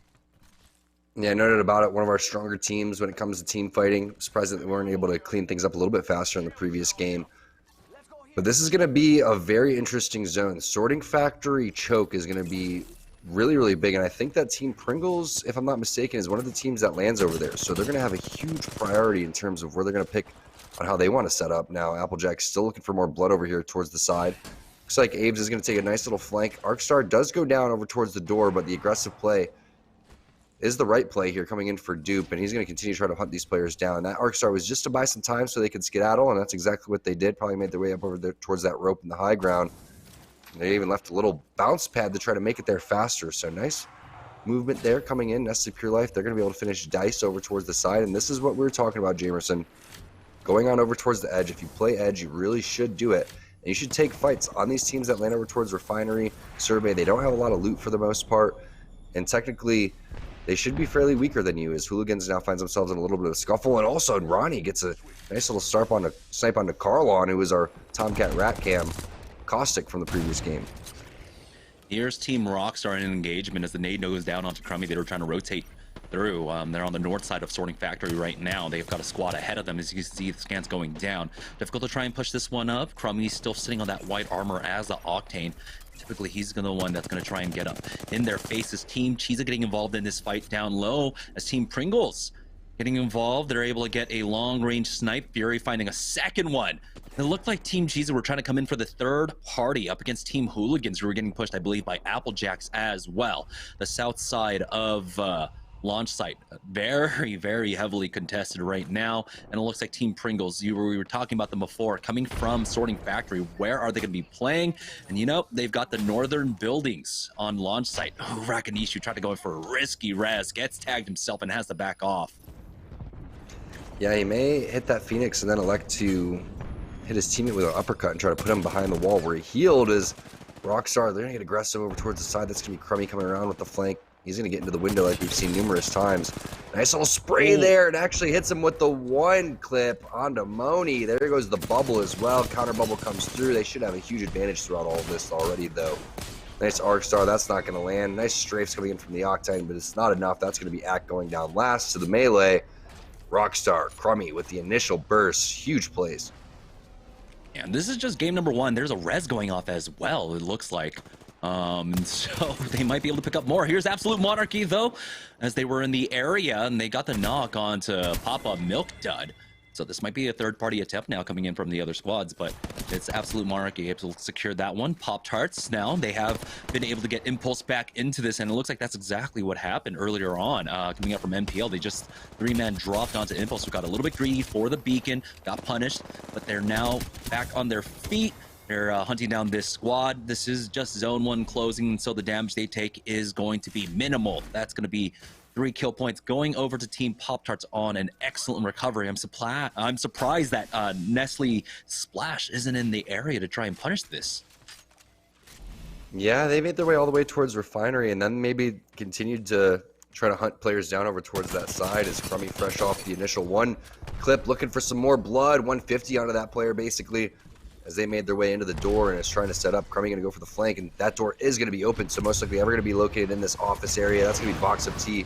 Also on the opposite side, he's going to be laying down that Horizon ultimate, the black hole, and the nice shots right there onto Jen Rachel. Box of Tea looking solid over here, but that is an annoying little bounce pad towards the door as Crummy, he gets the knock with his teammate over here and finish onto Oso Rated. That's going to be Nades also involved too, so a couple different teams in the vicinity is Scissors trying to lay down some wingman shots. I'm surprised they haven't gone for that armor swap yet. That's exactly what he's looking for. Nice heads-up play coming in for Scissors. Gets that purple armor, and Crummy's going to go and send it. Yeah, we have SID going out now. Oh, Senpai, ooh, took a lot of damage there. Crummy is still on the hunt, though. The Phoenix kit getting popped now. It's Team Intel coming in for the third party, and this is crucial. The team did get separated, and Panders is in there. Oh, Senpai going down, and he will get finished off by Metro. So that's why I was so surprised that he would go hard chasing for the final kill there. Ultimately, his squad members getting punished for that. Absolute Monarchy will take out Crummy as well. And so now, Rocks are down to just one, I believe. Team Intel will be able to continue to play the northern side of this ring. Eventually, it will be pulling down, but they've got 2 minutes to work with to try to find more kill points here. Team Intel getting very aggressive and proactive here in the early game. On board with Team Outcast, who are tied for second place right now with 14 points overall, playing this one more conservatively. They're going to be playing on the edges here, but playing to have a spot in the zone right now over by Dome. They'll have a small rotate. They can still play inside Dome. It looks like maybe a little bit of the HL is in, but they can really utilize this position to just slowly walk in and hope that they avoid a lot of the early and mid-game fighting. They do have a squad ahead of them as Defeated gets some damage off with that triple take. Still far ways off before he gets that purple armor for himself.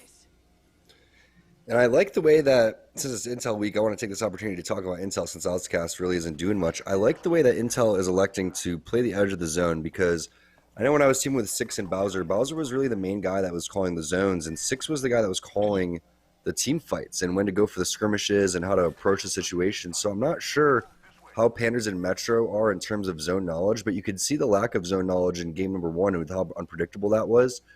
And when they land over towards Thermal, they should have that one under control. But one thing's for sure, no one can stop them in terms of when they start to heat up in their team fighting powers. So that's really what I think should be the play for Team Intel. They need to run around with that edge composition, with that aggressive composition.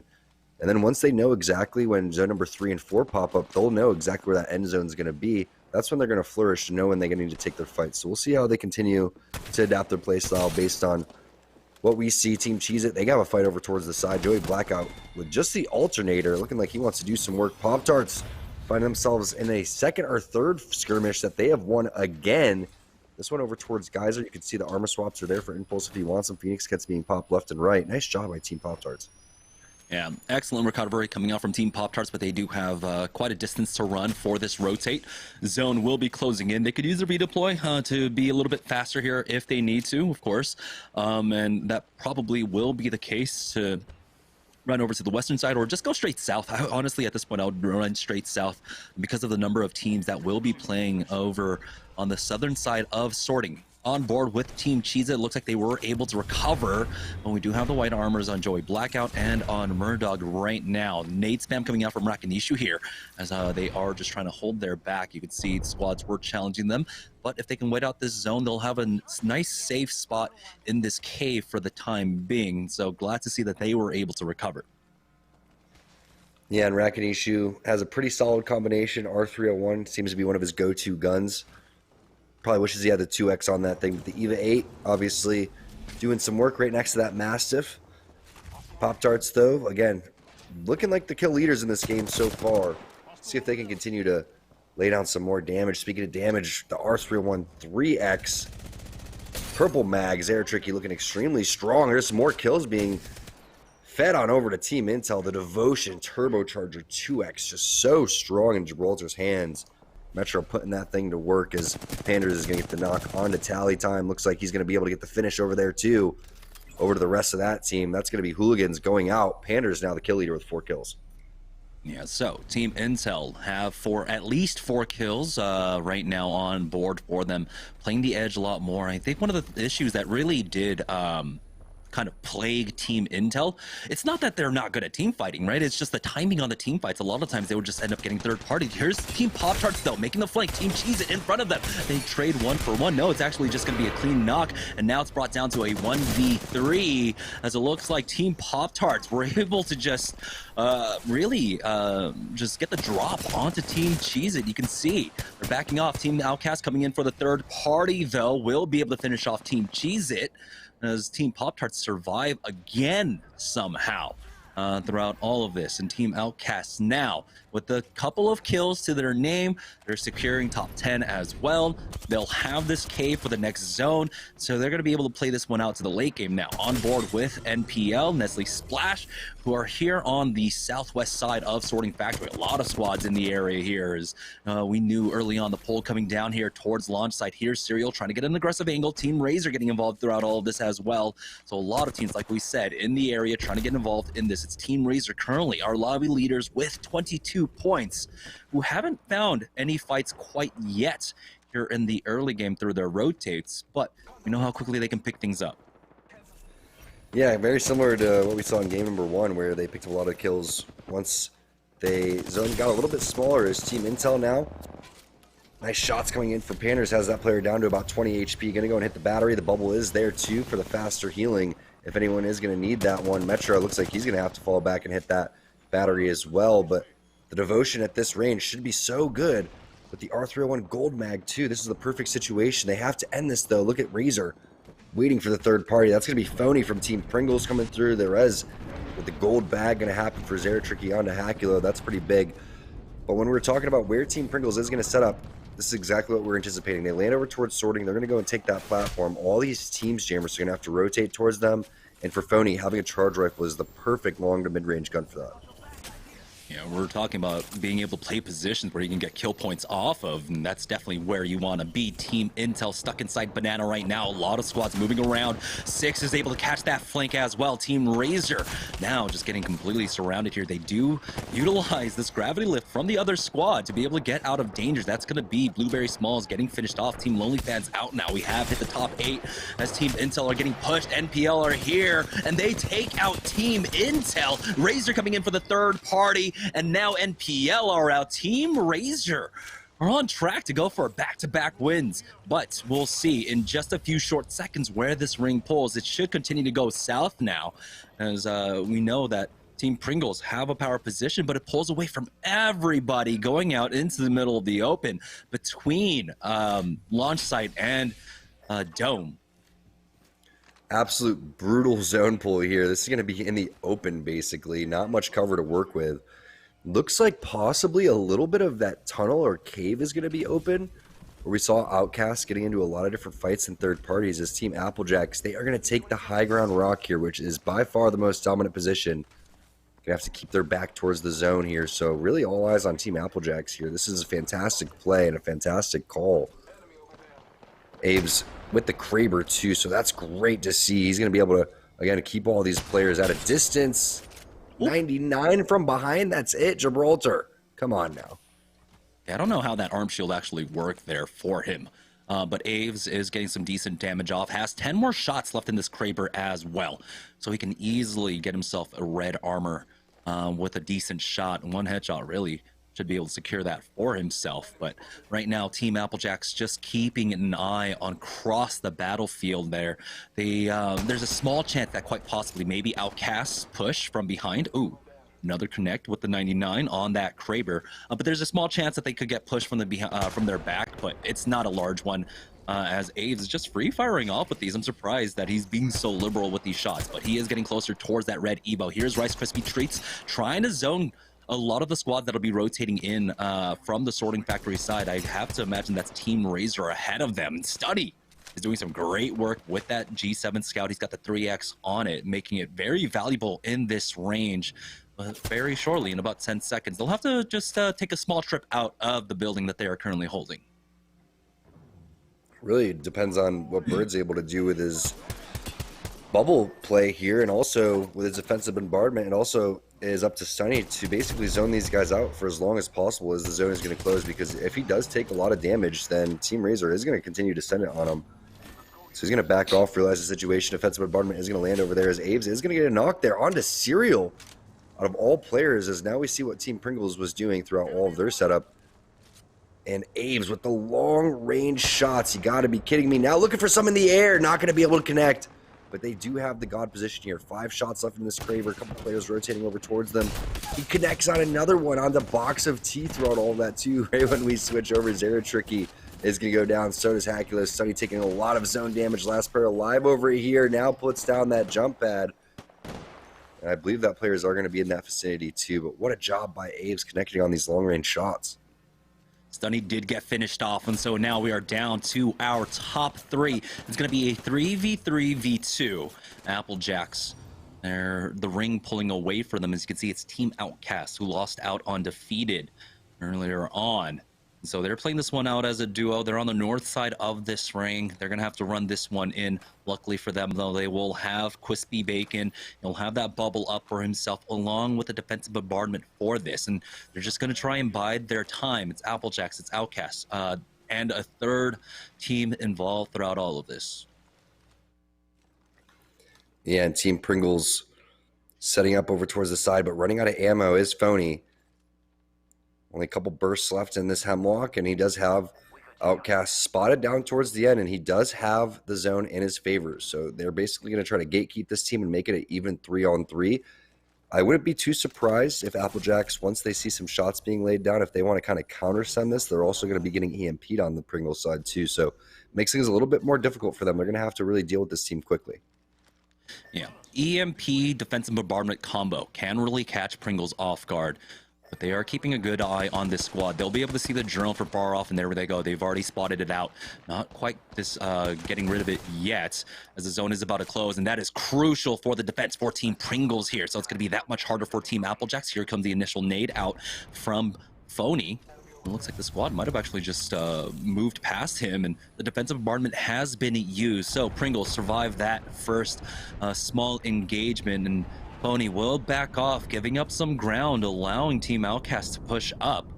But they do have to consistently worry about that. That constant threat is going to allow Applejacks to free rotate in as well. You can see Team Pringles playing this one very, very cautiously throughout all of this right now because of the looming threats of both squads now. As you have Phony pulling down the northern side. He does have the PK, so if it comes down to a close range engagement, be able to take that one. You do have an emergency jump pad just in case. Taking the skies, Crispy Bacon gets the first knock, and they will be able to secure the thirst as well. Now it's going to come down to just Applejacks pushing it here. It's going to be a 3v2 for Applejacks up against Team Pringles. You can see they're instantly jumping on them. They see the trades, and they know that they have this one in the bag. Team Applejacks will take game number 2. Yeah, you're right, Jamerson. Pringles needed to play that a little bit more aggressive. They were too passive. They had a lot of real estate to be owned by Outcast, and when that happened, you saw Team Applejacks was so excited under the situation. They got over towards the high ground rock. They got the free rotation back into the zone, and they executed perfectly towards the end game. Yeah, Applejacks played this one a little bit slower, but they were able to secure the win here in game number 2. So we're going to take a short break, and when we get back, we'll have game 3 after this. Hey, what's up? I'm Panders from Team Intel, and I use an i9 in my gaming setup. Thanks to Intel, I'm always ready for the enemy. Or blocked as Metro tries to push on in. Thermite is down. No one has been cleared quite yet. It's going to be the full push. Panda's getting the first knock. 90s to go down next, and that's just going to be the clean wipe. There's only one left remaining here, as Metro was the only one that took damage throughout all of this. And so Team Intel. Find your favorite Intel products on walmart.com/Intel. Esports Arena. I'm Panders, and I play Apex Legends for Team Intel, and you're watching Intel Week. Imagine you love frosting and filling. I do love frosting and filling. Oh, well, imagine if there was a way to enjoy that delicious goodness anywhere, anytime, out of the toaster, out of the box, out of one of those baggy thingies, with nothing but a thin layer of foil between you and... Pasta. Yes, Curtis. This is a commercial about pasta. I love it. Frosting and filling for your pasta. I like pesto. I wasn't born in the spotlight. Nah. Had to grind and shine like a star on a hot night. And something about the struggle now resides in my muscles. And every trial and trouble helped to hang my hustle. Real rock stars don't chase the spotlight. It chases them.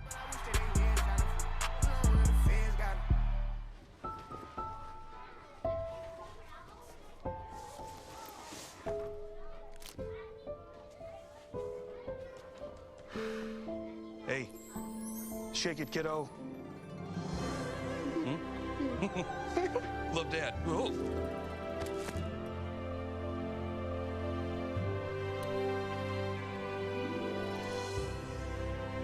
I've got this. Kellogg's Rice Krispies Treats. A little love when it's needed. Cheez-It snapped. How's it taste? It's so thin, crispy, and cheesy. And I just want to keep eating it. And eating it. They love them. Snapped. So good we may run out of cheese.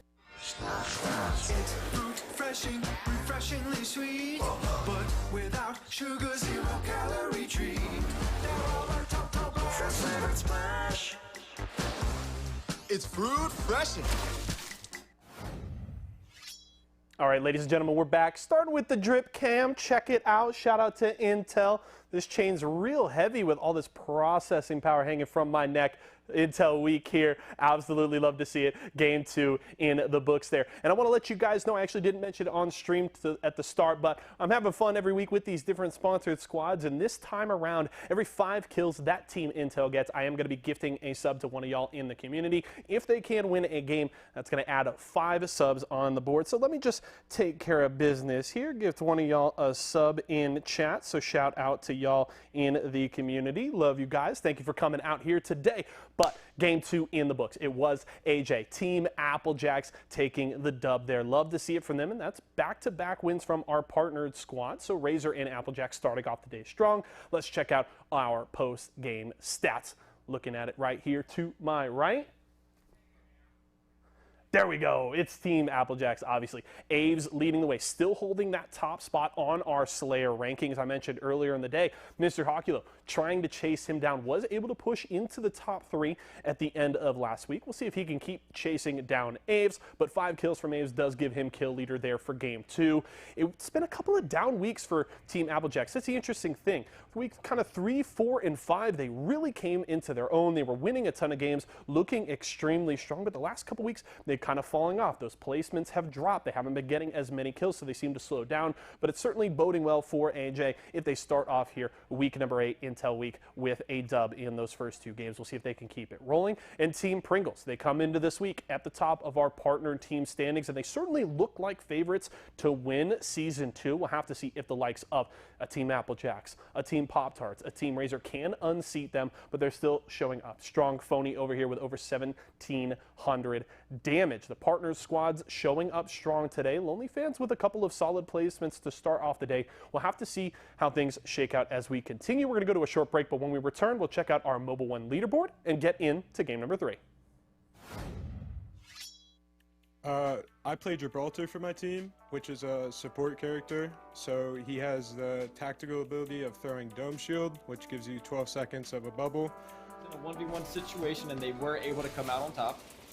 Intel now making the push, though. They already got the first knock onto Exotic. 88, and now he smells blood in the water. It's a 1-for-1 exchange. But it's a knock inside. They're going in.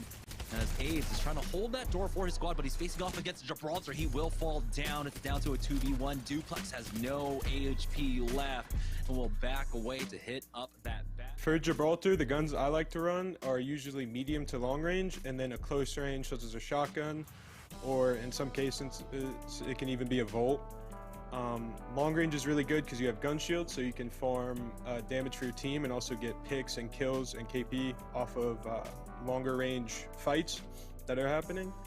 And then you have the short range power to back it up for when you fight in the bubble. Find your favorite Intel products on walmart.com/esportsarena.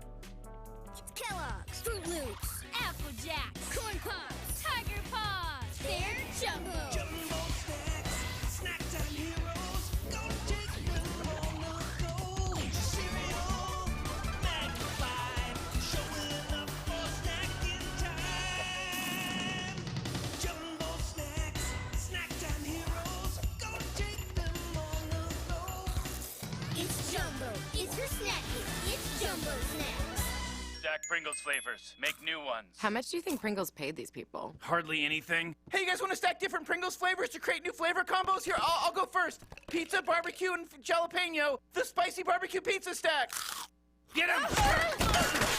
Grandpa, what's going on? Pringles. We're trapped in a Pringles commercial. They must have taken us in our sleep. How can we get out? We can't, Summer. They warned me this would happen, and I didn't listen. Stack Pringles, make endless new flavors. Stacking Pringles to make new flavors. Make endless new flavors. Barbecue, wavy, and sour cream and onion equals a 3-layer dip stack. Welcome back, guys, to Series E. 2 games already done, so let's take a look at the Mobile 1 leaderboard to see who is in the lead now. Heading into game number 3, Team Razor. We're able to put up 10 more points, so they are still in the lead, but Team Pringles have catched up quite a bit now, 3 points behind them. Outcast Gaming at 27, but Applejacks with that win put them up in 4th place with 22 points, Tom. Yeah, and just can't count out Outcast Gaming, who's been phenomenal with their third parties overall. I mean, you got to be impressed with the timing when you're talking about Team Intel, what they've been struggling with since Intel Week.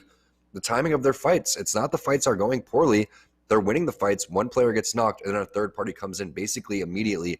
Back-to-back games happening to them. It was Razor third partying them. It was Outcast third partying them. Handful of different teams that were coming through.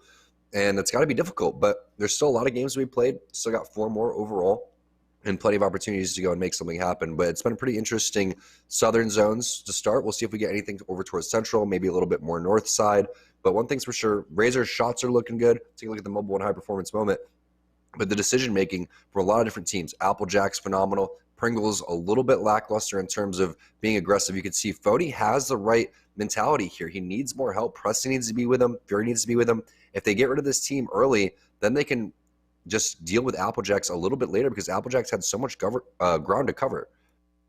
Yeah, you saw the full send coming out from that squad, just pushing them there at the end, and Team Applejacks were able to just pounce on it. You saw a lot of attention being pulled away, and Team Pringles had to realize that they were the main priority coming out from that third squad. Even though they were playing it out as a duo, you have to give them your full attention. You really do have to deal with them as quickly as possible. But they prioritized having that position on the high ground, on the rock. You can see, we're not leaving. Here's a jump pad to get back to us, even if you need it. But just was not able to do anything, and you can see why a lot of teams need to swap off from the snipers, the triple take. It's great, especially in an early game, in the mid game, but at the end there, you need to find yourself that R301, something with a little bit more finishing power there. If he had something like that, it would have been an easy track on that player. But here we go into game number 3. Applejacks took game number 2. Now they are currently in 4th place with 22 points. We're going to see them dropping into tree. They had a great rotation.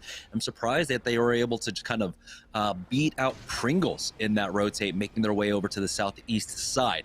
And here we go, Applejacks. They've been great throughout Season 2 so far. Drastic improvement for them, and they have been performing week in and week out. A lot of it has to do with the aggressive play from Aves. I mean, you saw what he was doing in game number 2 when he had the Kraber and he was just laying shot after shot, pressure after pressure. And what does that do? Well, 1, it wastes your Kraber shots, but 2, when you're hitting your shots just like he was doing, it scares the rest of the lobby. A lot of them were afraid to rotate directly over towards them, and he gains a lot of respect. But throughout all of that, he was connecting on about 150, 200, 250 meter shots. So that's just great tracking coming in from Aves.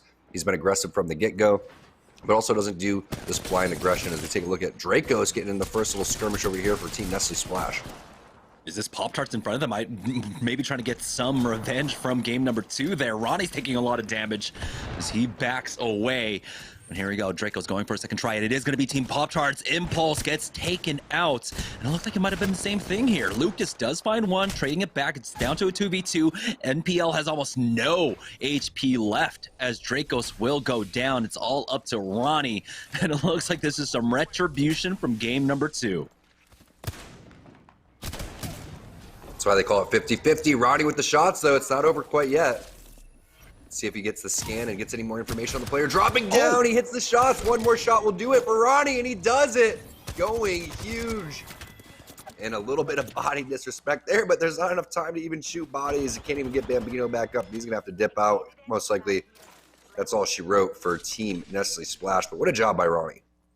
Yeah, the third party attempt as well, and we do have the ring going down. It's going to be another one. This one will be pulling probably towards the clearing east of Sorting Factory, but there's a chance that it does go over to Lava City.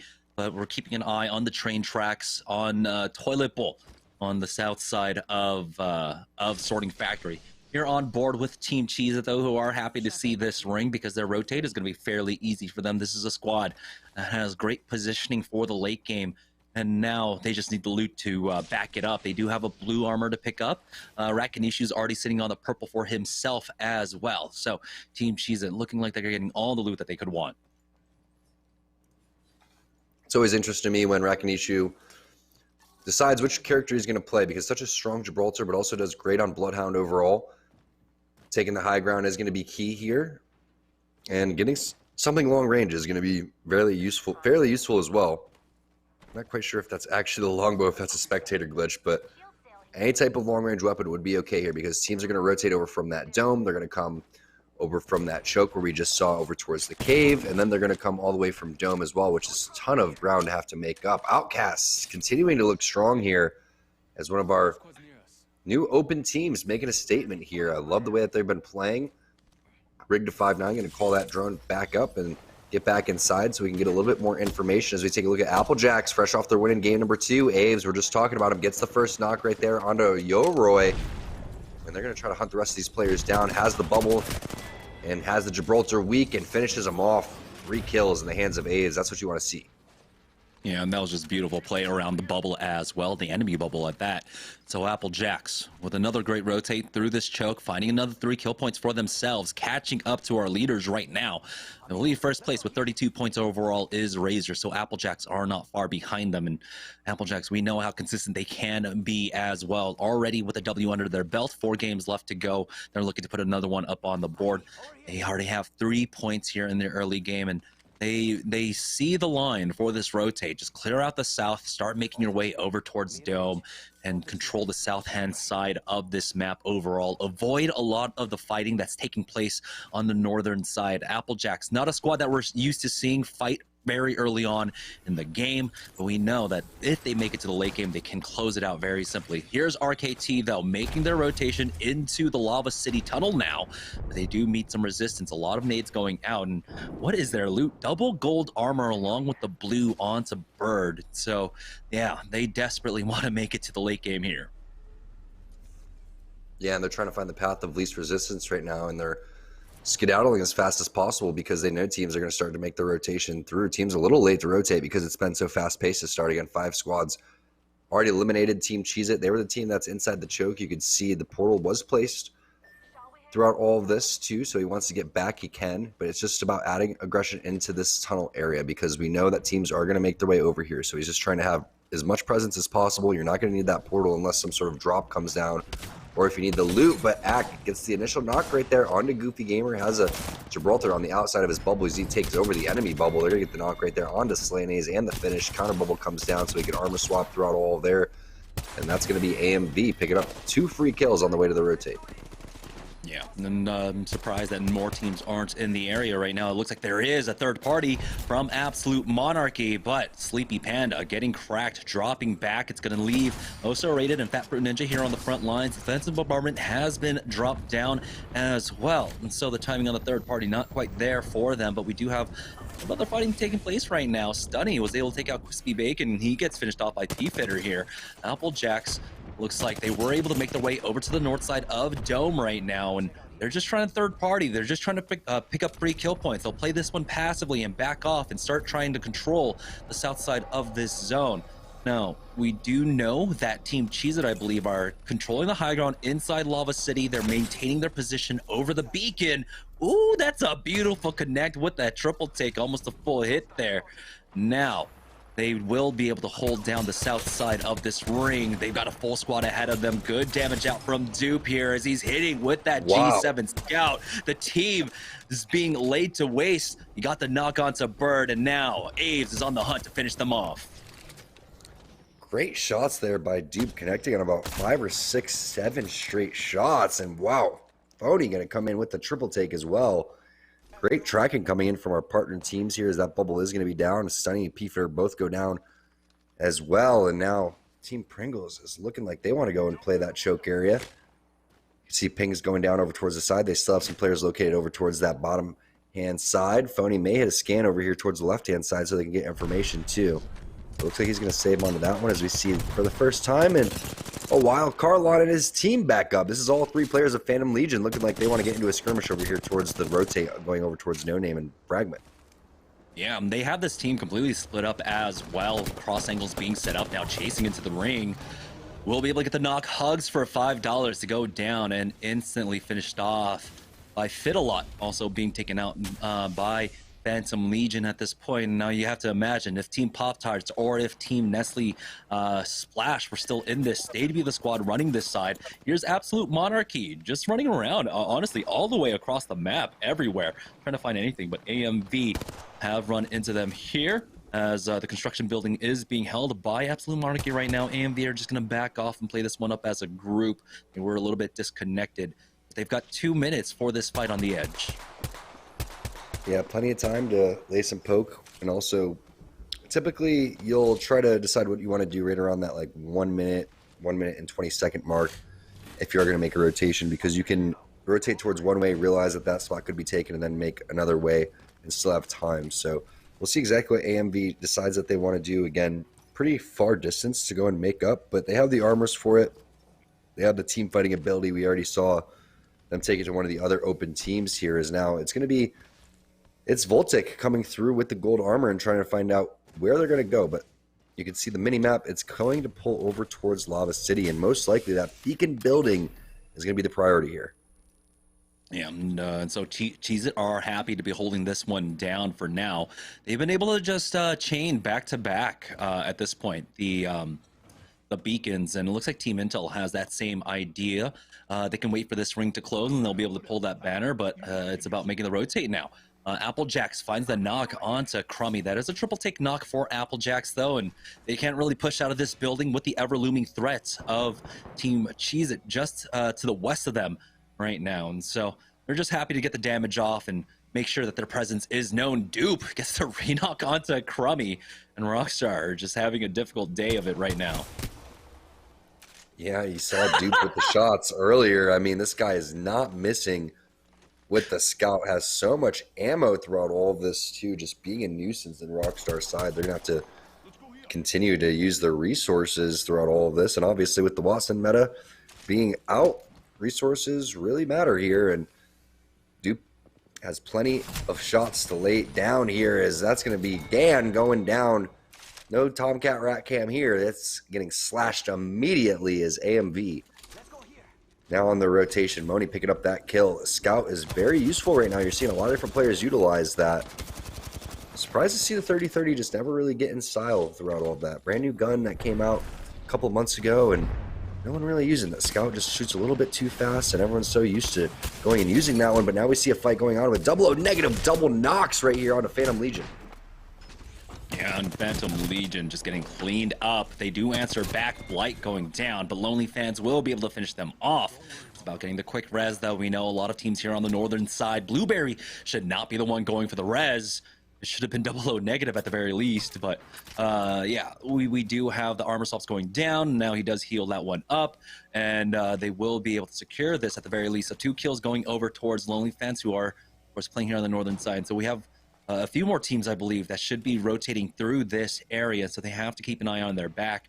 for the time being. We are down to 11 squads. Round 2 is closing. So again, game number 2 was a little bit slower. Game number 1 was a similar pace as this as well. Here's Absolute Monarchy. Never mind, they were on the western side of this map getting EMP'd. Sleepy Panda just does get out of that EMP range. A Fat Fruit Ninja will answer back with an EMP of his own, as well as they do have the team bottled up, getting some decent damage off. They're trying to make the bubble push. They don't have it for this door, though. It will be a little bit difficult to try and get in, but that nade is huge, doing a lot of chip damage, getting them backed up into a corner. Now they get going for the slide. Oh, so rated R doesn't get the knock quite yet. He might go down himself as he secures this kill. Sleepy Panda picks that one up. The melee back on the other side. And what happened to the push as Team Intel now come in for the third party?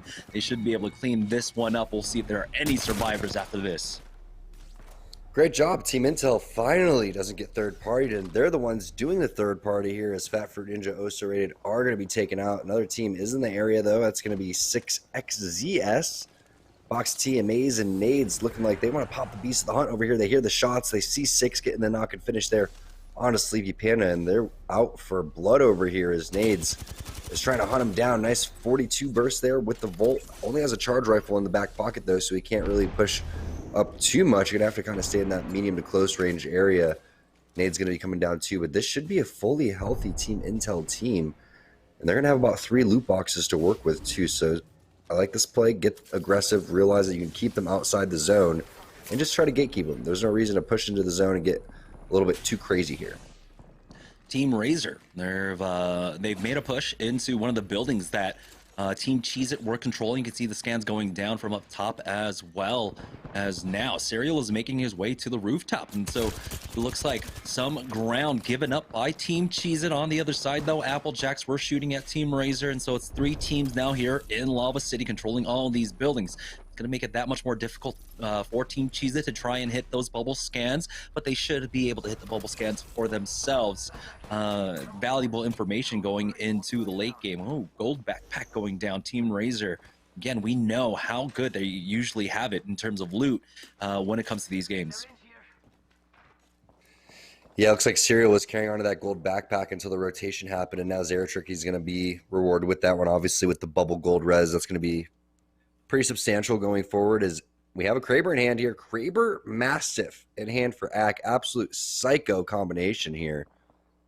It looks like he is trying to spot some players. Has an idea of a couple of players located over towards that choke, but anything from this type of distance isn't going to result in a kill. So if I'm Ack right now, I'm kind of waiting to lay these shots down on someone kind of like this, about 150 meters out, 200 meters out. Should be more than enough to collapse on with that jump pad if he's able to do some big damage. But they are in the zone, and that's really all that matters from this team on the edge is going to be in the zone too, so we'll see what happens. He's biding his time with this one, trying to line up the perfect one at this point. He's even dropped down to the low. He will be on that Octane, so he can get away if he does get caught out of position.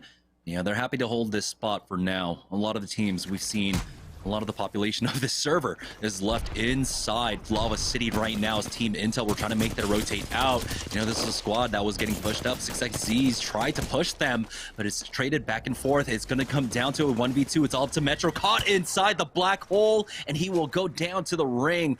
But it's going to be 6XZ's to pick up all 3 kills. Team Pringles, they've been playing inside this tunnel for quite some time now, and they're pretty happy to play this spot. The ring does pull away, and it's going to be going over to the eastern side of Lava City. Team Lonely fans have options for how they want to rotate. If they really want to push in to the tunnel, they can, but it looks like they're just going to be happy with finishing off 6XZ's. We are now down to 7 squads remaining here, and they might have a free rotate on the northern side, but there we go. We have a better look at the ring. It's going over towards the train station over in Lava City, it seems. It's going to be a fun ending, and Pringles all of a sudden getting caught out of position. It's going to be Team Cheez-It with a lot of damage. The res, gold bag res, going on to Rakanishu here. He's going to get back into the game fairly quickly, but we were talking about 6SZ's doing the gatekeeping inside Sorting Factory onto Team Intel, and that's exactly what they did. Intel pushes in for that third party, but they never found their rotation out. 6SZ hits him with the third party, hits him with that rotation, and then they get third party themselves by Lonely Fans. So great job by Lonely Fans. AMV now. We saw what they were doing with that Kraber Mastiff and Axe Hand over towards that geyser location coming up towards the choke into that beacon respawn building over here, and you can see looking for some more headshots on the players that are located on top of Lava City, but they're gonna have to play inside the dome here. That's gonna be their best option. Yeah, Team Cheese is biding their time. They do pick up 3 kill points. Oh, beautiful Arcstar coming out. Ack dropped down to about 20 HP left. Will be able to back away to a rock and heal up. We need to keep an eye on their north. We know that there's a possible rotation out for this squad. I'm glad that they're sending someone to keep an eye on it for the time being. Team Cheese It now forced down onto the low. They did, of course, get very aggressive onto the squads above, and we have defensive bombardment going down. It's Team Lonely Fans. They did move through that tunnel and push in. They do trade 1 for 1. Rakinishu going down as we have the black hole being popped up. Blight getting caught in it does go down. It's going to be Voltic coming in for the third party. Team Razor now coming in for the fourth party as well, and they are easily swapping down every team that's coming in for this, but they finally lose out on one. It looks like Sarah tricky to fall. AMB take out Hakulo, and Serial is gone. Team Razor are out. Wow. That was our lobby leader. And that's going to be the gold bag. Rez as well onto Voltic. Amazing shots there coming in for Moni.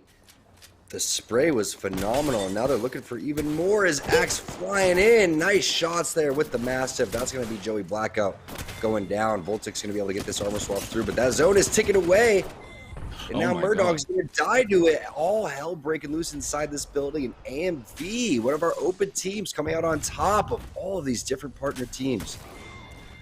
Yeah, and they have a pretty decent spot right now to try and walk this one up if they want. Of course, they can take that dome to the north and then walk in with this ring. They have a lot of time to try and decide exactly how they want to move through this. We have 4 squads left with 10 players left, so that might mean we have 1 rat involved in all of this right now, but AMV, they're happy to take that team fight win, and it is going to be Blueberry Smalls as the lone remaining player here on the Tomcat Rat Cam. He's playing Horizon, so he could possibly pull off some miraculous plays if he doesn't get scanned.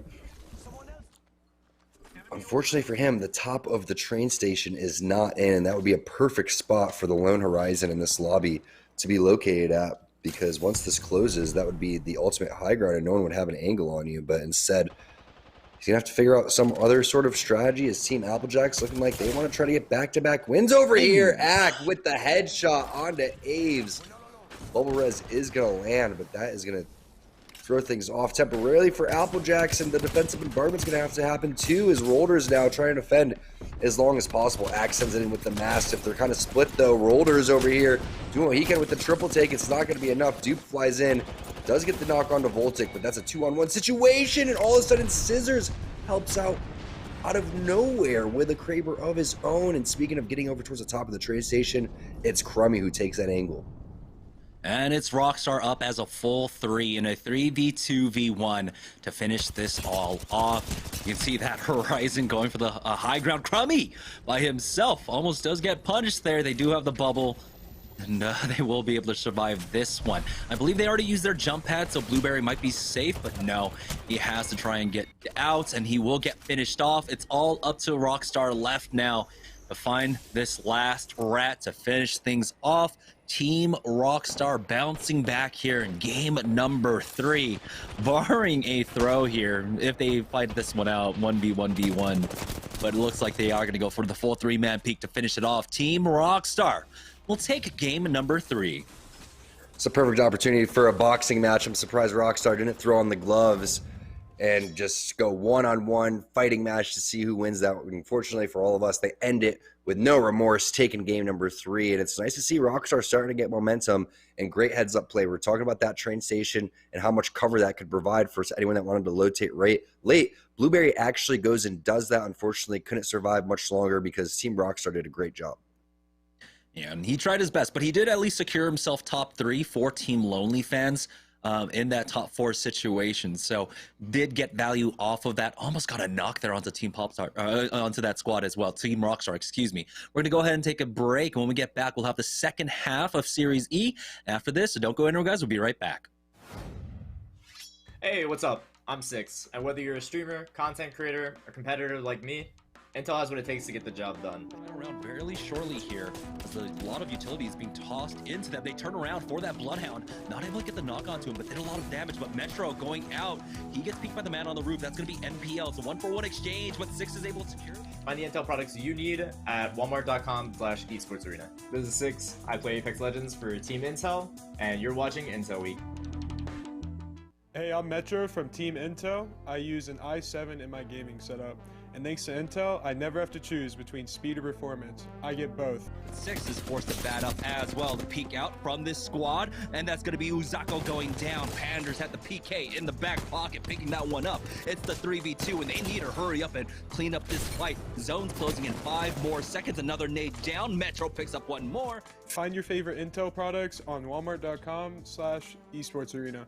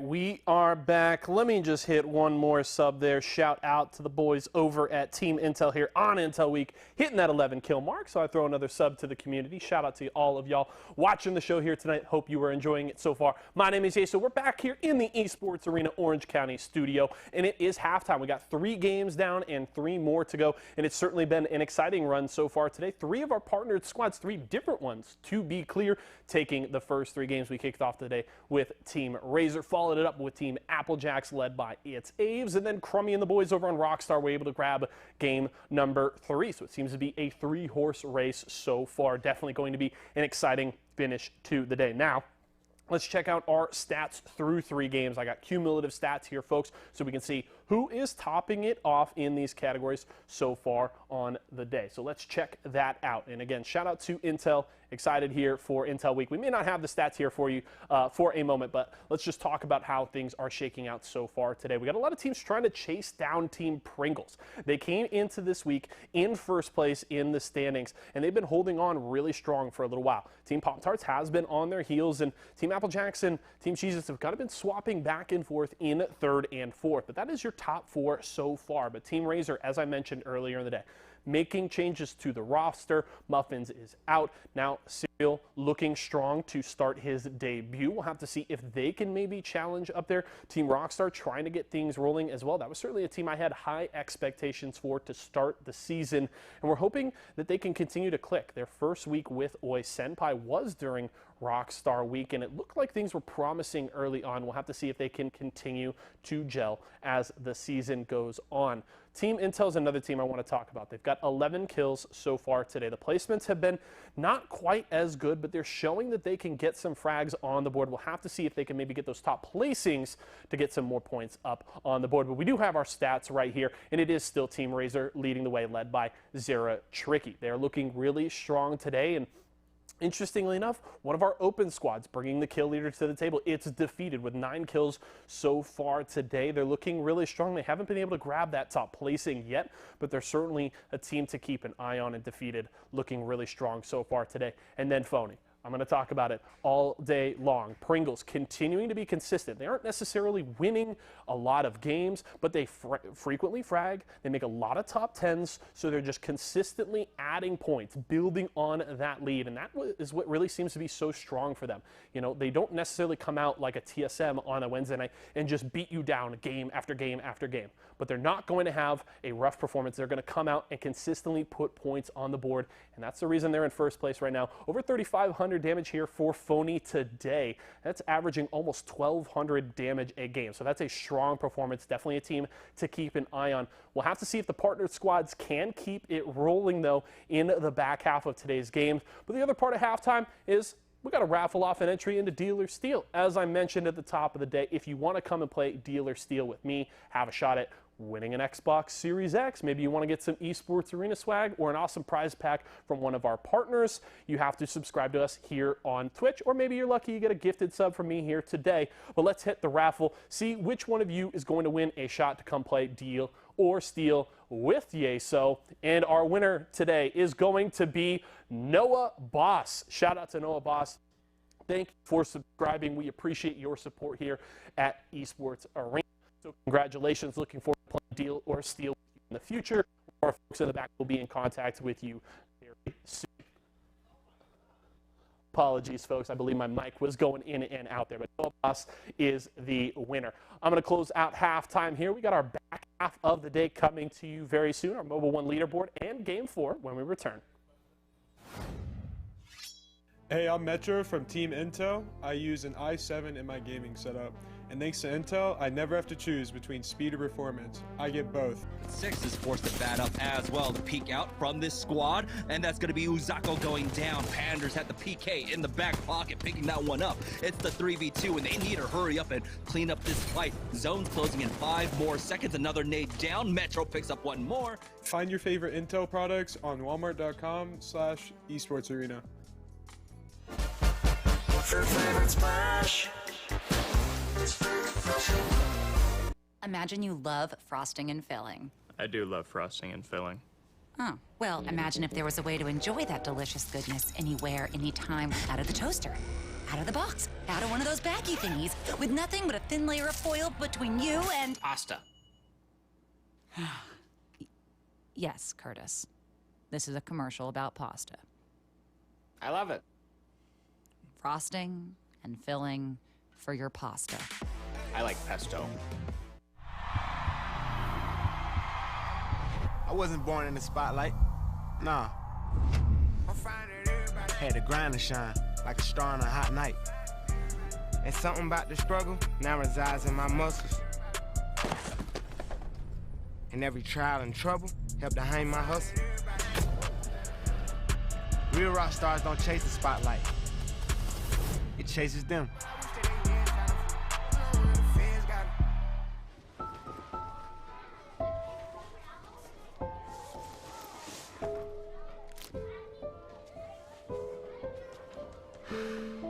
Hey, shake it, kiddo. Love Dad. Oh.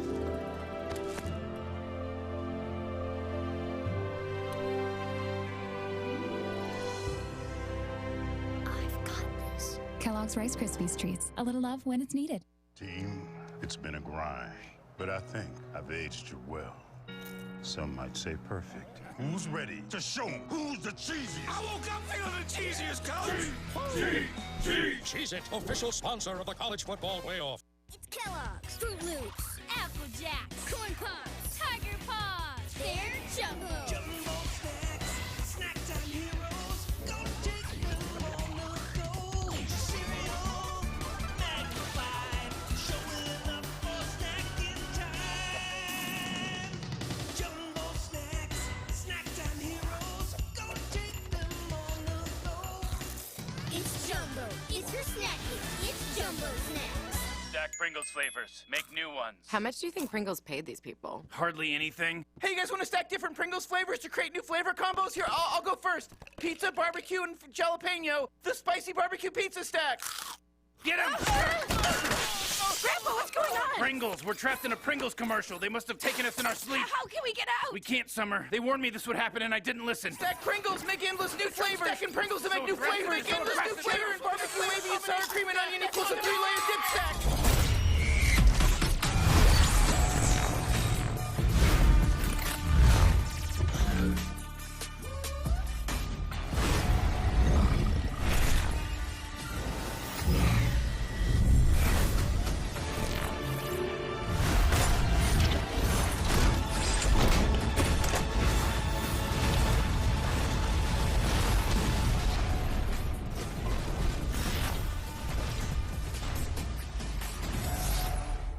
Hey, my name's Metro.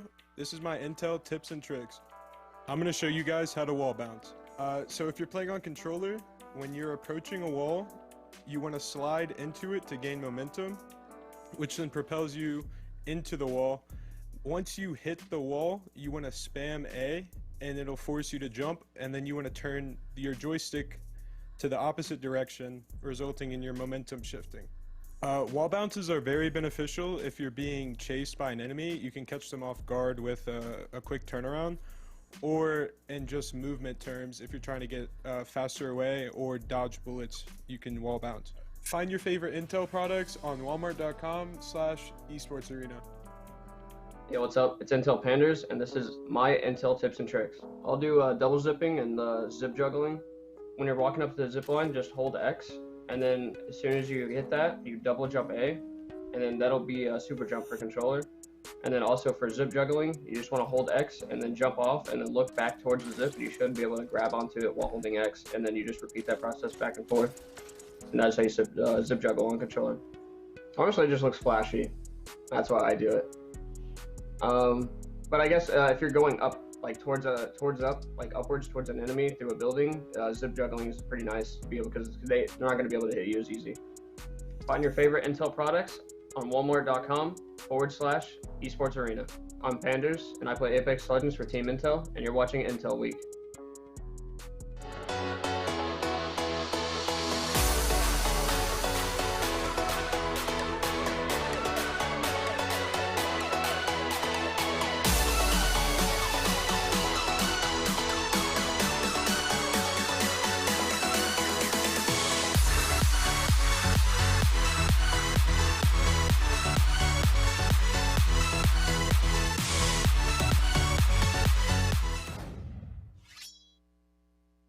Welcome back to Series E. As we are heading into the second half of the evening, let's go ahead and take a look at the Mobile One leaderboard to see who is now in the lead after 3 games. We had 3 separate winners. We had a lot of southern zones, and so we'll find out though if maybe through the rest of the games we'll get some different zones going up to the north, quite possibly. But despite that, our teams have been doing well in terms of rotating and finding their way into the late game. And one team that we are of course looking at is Team Razor, consistently moving from the northern zone, are able to have some decent games. They had 22 points after game number 1, put up 14 more points in the last 2 games, and that's allowed Team Pringles to catch up. Now Team Applejacks, with 2 consistent games in a row now, have caught up. They're only 5 points off from Team Razor, Tom. This is a very, very tight race, because you look at that, and that goes all the way down to Team Lonely Fans in 7th place. 9 points is the difference right now, so that's not that substantial. Anybody's game here as we move past that halfway point. But I think the most impressive team to me last game, I mean, there was a lot of different teams, but AMB Jamerson coming through with these great third parties when all hell broke loose inside of that building. They were able to stay calm, cool, and collected, and didn't even lose a player throughout all of that. So to me, I thought that was probably the most impressive part of that game. Yeah, they did a great job of rotating in late north with the ring as it did pull down to Lava City. But let's take a look at the Mobile One high-performance moment of game number 3, as it did come down to a lot of fights. But this was the fight off the rip, NPL versus Pop-Tarts. They tried to do the same thing. It looked like Pop-Tarts, again, might have baited them and dropped down full over here towards No Name. In game number 2, we saw NPL drop 3 onto Impulse and take him out. And Team Pop-Tarts ultimately ended up going down, I believe, but the third party meant that Nestle had to back off. And this was all Ronnie right here. You could see comes through, hits a cell, but the wingman was so valuable throughout all of this. He's just trying to wait, hits the scans, and he's in a 2-on-1 situation right now.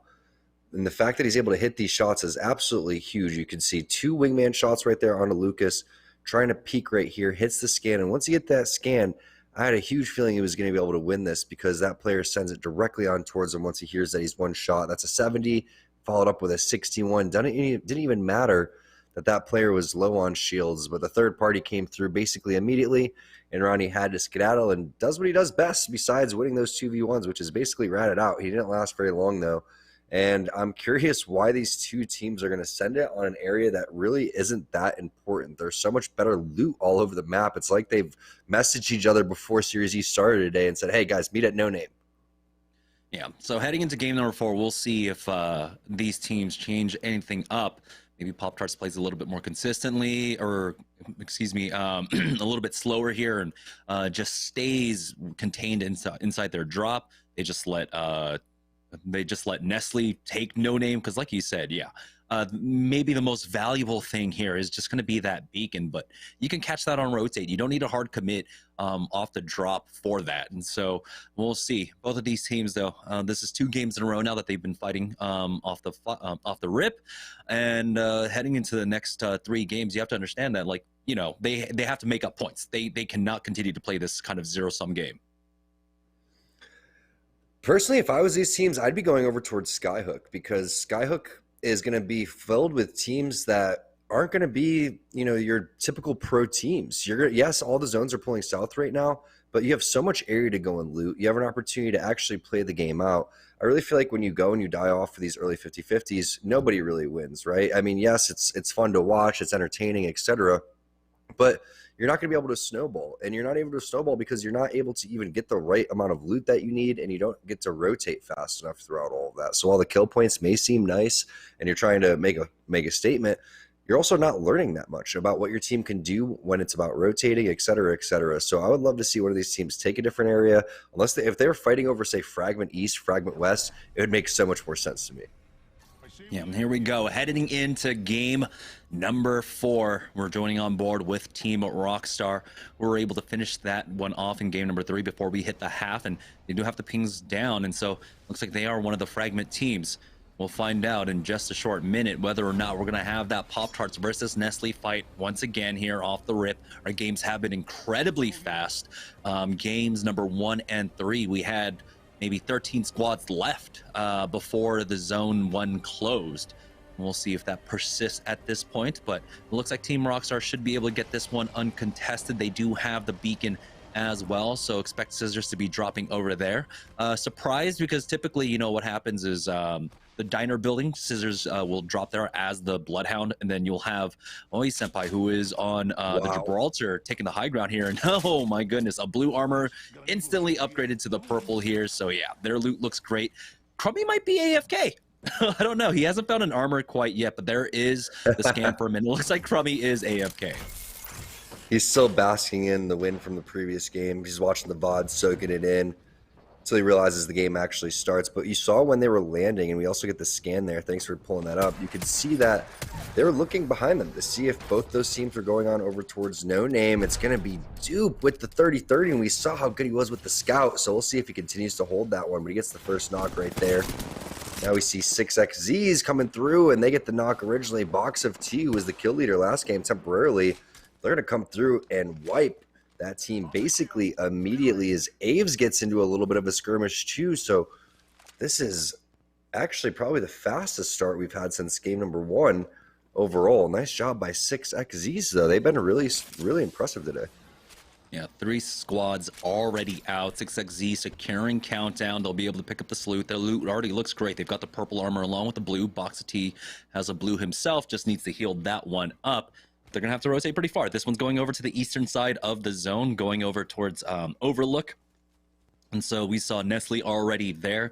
They should be pretty happy with that one. They've been able to play late game zones fairly consistently, and holding down a power position there is going to be very important. Also with the possibility of kind of delayed continuing that fight against Pop-Tarts, maybe trying to gatekeep them throughout the early and mid game, depending upon their position. So we'll find out. But 6xZs now, they're going to loot through over towards Lava City. Or excuse me, over to Lava Fissure. And they're going to pick up additional loot. This is crazy that they're able to get both Countdown and Lava Fissure. Yeah, because that's what happens when two partner teams drop no name. There's a lot of loot to be had, and Lava Fissure, one of the strongest places, in my opinion, to go, especially if the zone pulls over here. You can typically predict it. And you'll have maybe like 1 out of 10 games. We'll have a Lava Fissure zone, a lot of South zones today, as we mentioned, if you're just joining us. But 6xZ is one of our open teams. They've been really, really impressive next to AMV, Lonely Fans. A couple of these squads have been really taking it to these partner teams. But overall right now, Rockstar, after their game number 3 win, they are waiting and waiting to see what's going on, if they could third party this instantly. And there goes the bounce pad coming through from Crummy, and it looks like they are making the rotation. Yeah, they had pings down to go over towards Epicenter quite possibly, but it looks like they're just going to contain the hill just outside of Overlook, taking their pathing through the train tracks. It looks like, no, they're going to go all the way through the train tracks and try to get into Overlook safely. So this is kind of surprising coming out from Rockstar. Their rotation was a little bit delayed. It seemed like Crummy was AFK, but here comes Scans as the crafting is displayed. And so they are not going to be able to get the jump on this squad. You have to imagine it's Nestle up there, trying to make sure that they have enough heals for the late game themselves. I mean, that's one of the issues that you have to deal with, right? When you get the early drop and you know the circle is going to be there, you don't really rotate around, pick up additional loot, and so you use the crafting. On board with RKT, though, as they were trying to make their way through towards train, they got caught out by Absolute Monarchy, and they're getting scanned from behind. Peepitter is not safe as he dropped down low to about 40 HP, but you have to imagine the AMB, yep, are full sending into this one. GS Bird tries to hold it down, but he will fall, and now RKT, they go down in 17th, don't pick up any points in this game. An Absolute Monarchy will be able to get this additional loot. Nice job there by AM coming through. Murdog actually gets a knock on a tally time as well, as we see where NPL was. You mentioned them earlier. Splash, they're going to get over towards the sniper post. But the thing about the sniper post is you can hold it for a little bit, but eventually focus is going to come on over towards you. So we'll see exactly how long they're able to actually stay up there, as Blight's going to go down. It's going to be Team Rockstar getting the knock right there too. Let's see if they can actually get the finish, because that'd be big. That's the Lonely Fans who's sitting up over the top of the leaderboards. Rockstar still over down low too. So all these teams now, especially the teams that are on the left side of the leaderboard, making the rotations through all this. We'll have to see who remains on the outside, as Crummy now is going to take the high ground over towards the crafting station. We have 3 or 4 teams already coexisting here. You know, I'm a little surprised that Pop-Tarts were able to get so deep into Overlook there. I was expecting maybe for Nestle to play this a bit more of an aggressive angle, but they got that for free. Now Team Cheez-It making their way on up themselves, as they are just outside of No Name. There might be a team ahead of them, and there is a player here. We'll see if Rakinishu hits him with that scan. But it looks like they'll be able to hold this spot for now. Don't know if there is a beacon here on this building, but they could just maintain this outside position and just camp on this spot. They do spot out this player. No damage quite yet. There we go. Finally hitting for about 40. Rakinishu is going to continue to chase after him now. And so we'll see. Team Cheez-It should be able to find a little bit more here, but it's still the early game. We have a lot of teams already getting taken out. It looks like Murdog will get the bleed out onto tally time, and so they do successfully zone that squad away. And they're going to sit on the edge here probably for a while, because you can see the zone closes directly on them for the next one. So they're assuming all the teams that are going to play on the edge, especially with 16, could potentially come towards them. But they also have the option of going over towards the train tunnel, or they're going to have to make their way over towards the high ground. Typically, you take the train tunnel or the blue truck if you want to make your rotation over there. And if you're not, you're just going to sit here and just wait for more kill opportunities. And I don't think that's a bad idea. The way that they've been playing, they don't want to sandwich themselves. They can continue to work the edge here. And teams that start fighting, they can always go third party because they know how safe they are, because they've been checking their back. All the teams from Overlook aren't going to rotate towards them, so they know that whole side's clear. Yeah, so teams they have to worry about, quite possibly maybe Applejacks coming in from the southern side, but we're on board with Team Razor now. Again, of course, they take a while to loot because they have to go through trials, but they come up with some great things. They're tricky, though, somehow sitting on the white armor, unfortunately. Having all of Skyhook and walking out with a white armor is definitely strange, but here's Team Pringles now. Coming in from the southern choke, they are getting pushed, it looks like, by Team Cheez-It, the Horizon Q being used. They do have the armor advantage as well. Rakinishu getting some decent damage off, nothing being traded back towards them as well. Murdoch pushing up now, does throw down that black hole. Does he catch anyone with it? No, looks like they do successfully get away using the pad. Gets the crack and gets the knock onto Fury. Team Pringles getting punished here on the rotate now, but Team Cheez-It will not full commit. Defensive bombardment goes down to try and slow them down, but Murdoch will just go ahead and push up. He needs the rest of the team here, and it looks like they are turning around. A lot of time has been bought. They might have been able to get the res, but no, they have not. And so they'll be able to secure this one kill onto Team Pringles, but how long can they commit onto this banner? Will they sit on it or allow Team Pringles to get the res? Oh man, it's tough to say here, Jamerson, because Team Pringles is one of the teams that you have to watch out for right now. So if you sit on the banners, you have two positive things that can happen. Is one, you could get more kill opportunities because they could potentially come for them. And the other one is that you can avoid getting him back into the game, but because of this, they lose their high ground.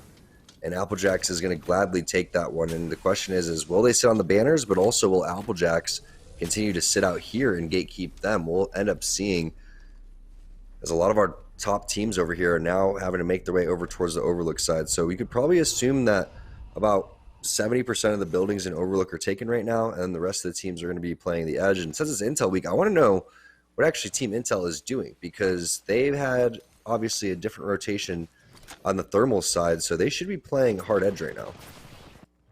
On the other side of the map, though, all the way up to the north at Survey Camp, we are on board with Absolute Monarchy here as they have a team pinned down. Defensive bombardment has been used. Fat Fruit Ninja, once he hits the cell, oh, he cannot. He gets interrupted. The flank comes out. Sleepy Panda's low. It's Team Intel. You asked for it. You got it, Tom, as they come in for the third party. They don't even see the trades. There was just damage there. They are trying to get aggressive just on the edges using their own defensive bombardment, but looks like timing not quite there for them as they do not come up with anything. They do have someone else on their back right now, and the timing looks like, again, punishing Team Intel. Defensive bombardment has been used now. The bubble has gone down, but they will be able to avoid a lot of this by swinging underneath the train tracks here, but at least they get out of dodge. It was a very dicey situation. Team Razor here on the train platform getting the knock onto Axe. So a lot of teams rotating through here on the northern side, surprisingly enough, forcing them all the way back into the beacon building. Voltic gets knocked by Hakulo's little peeky jump shot there, but they cannot commit into that building. There are too many teams around for them to try to full commit onto that one. Team Cheez-It, though, they have made their way past, it looks like, Team Applejacks into Frag East. There's a Caustic in their way, and they've lost out on two. It's all up to Rakinishu. Left in a 1v2, I believe. He goes for the peek, gets the knock, and he finishes them off. Rakinishu with a huge clutch, but now the third party comes in, and they are on the ropes. Here's Team Razor with Serial bleeding out. Zara Tricky has thrown down that bubble for Mr. Hakulo. Serial now getting res, and it looks like Razor might be able to stabilize here, but the nades are coming in. The zone's coming in as well. Team Pringles were able to get Fury back into this. They were, so they didn't stick around for the banners throughout all of that because of the pressure that came through. And there's Razor. It's up to Hakulo. Gonna have to use the white knockdown shield here as he's fighting Fat Fruit Ninja over towards the side. And Hakulo's gonna bail. He's actually gonna leave his teammates, and I don't think they have enough heals throughout all of this. He gets the knock, he gets the finish, and now he's gonna go back for his teammates. He realizes they have enough boxes to go for the heals, and I like that play. It's still just round 2.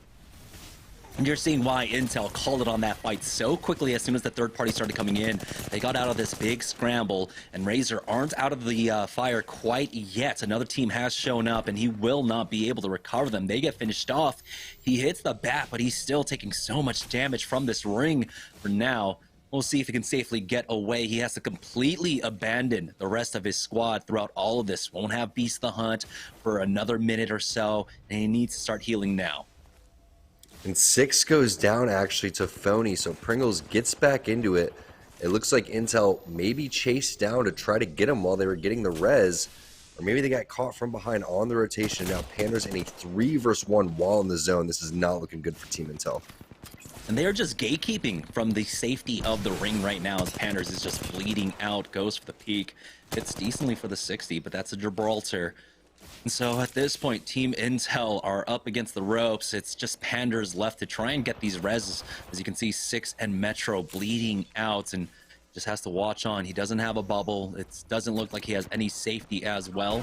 Scan was just used, but oh my goodness, he is getting pushed from below. His armor is cracked and gonna have to call it here. Does he have any heals? There should be at least an armor swap for him, but it's onto a blue.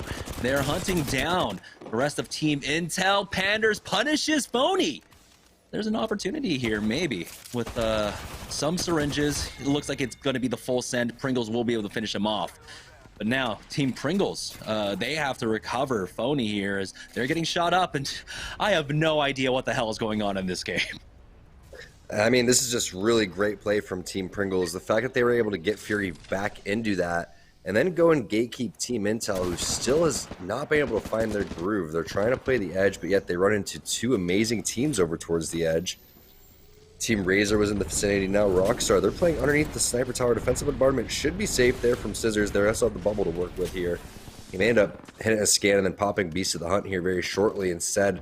It's going to be the bounce pad there from Crummy. I like this rotation coming through. Now they get right back into some safety over here and even have the crafting station if they absolutely need to use it. But the Phoenix kit is going to be popped, and really heads up play there from Crummy. You could see they were in a very tough situation.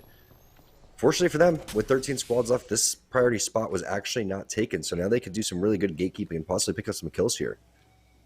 Yeah, Ring is pulling up towards the north side of Overlook, and so a lot of rocks and coverage to play off of right now as we join on board with Phantom Legion over here at Epicenter. They did get into a small engagement. Arsenic took a lot of damage, was able to heal that one up.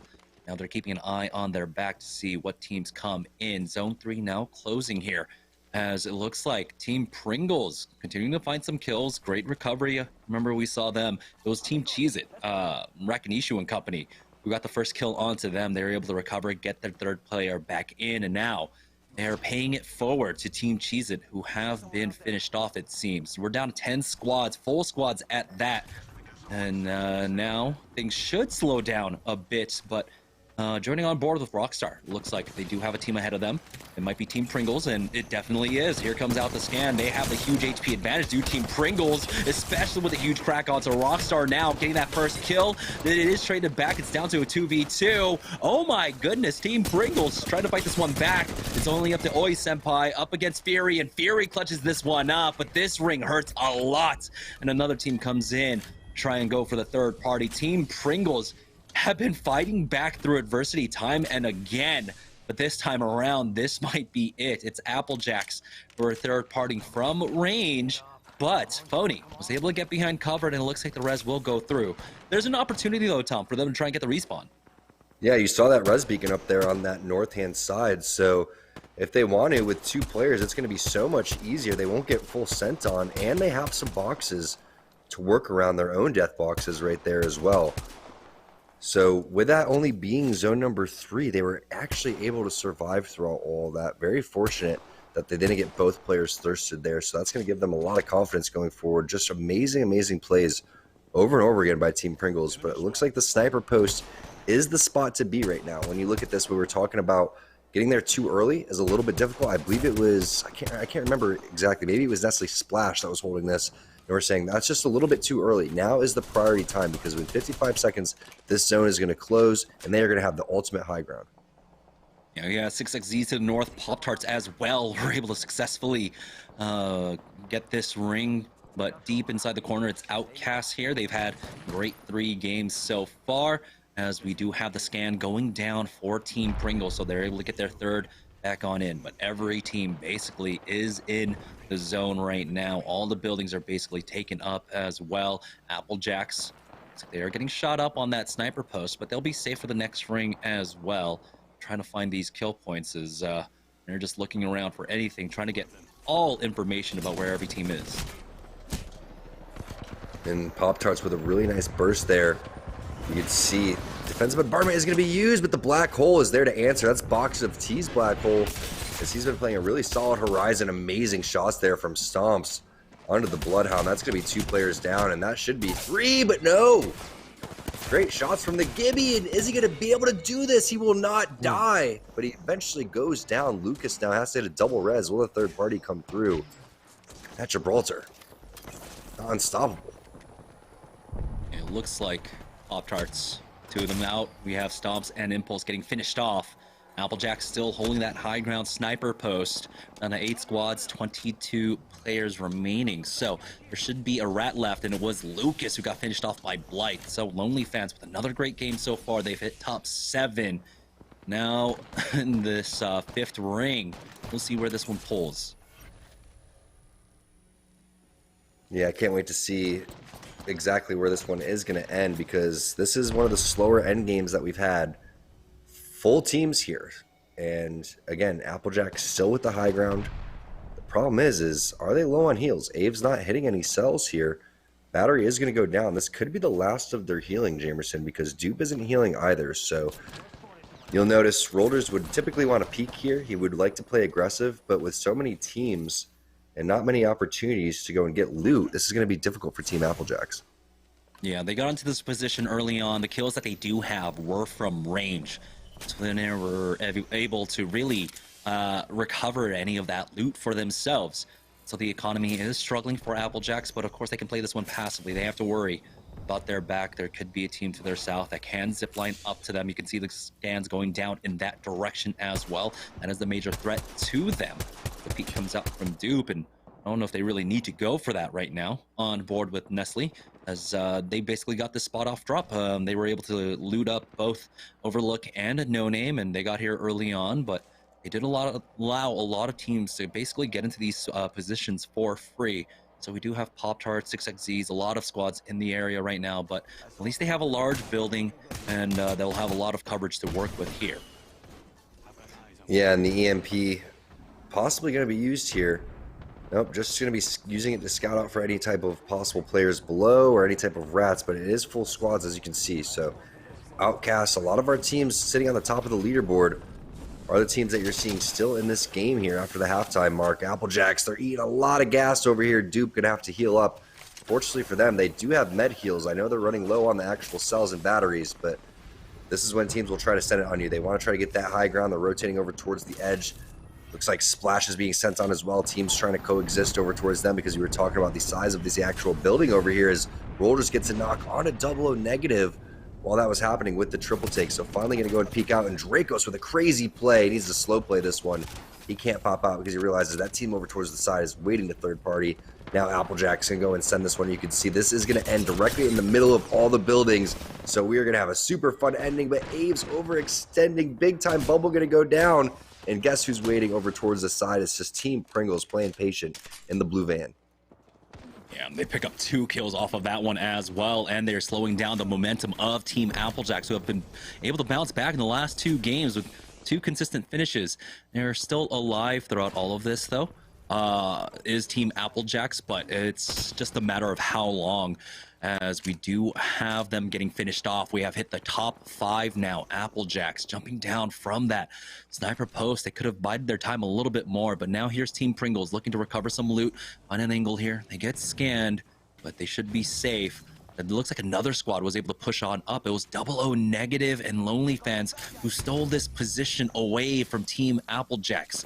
We saw Team Applejacks, they were under some pressure before. There was some caustic pressure on them, but I'm surprised that they just completely dropped down because of it.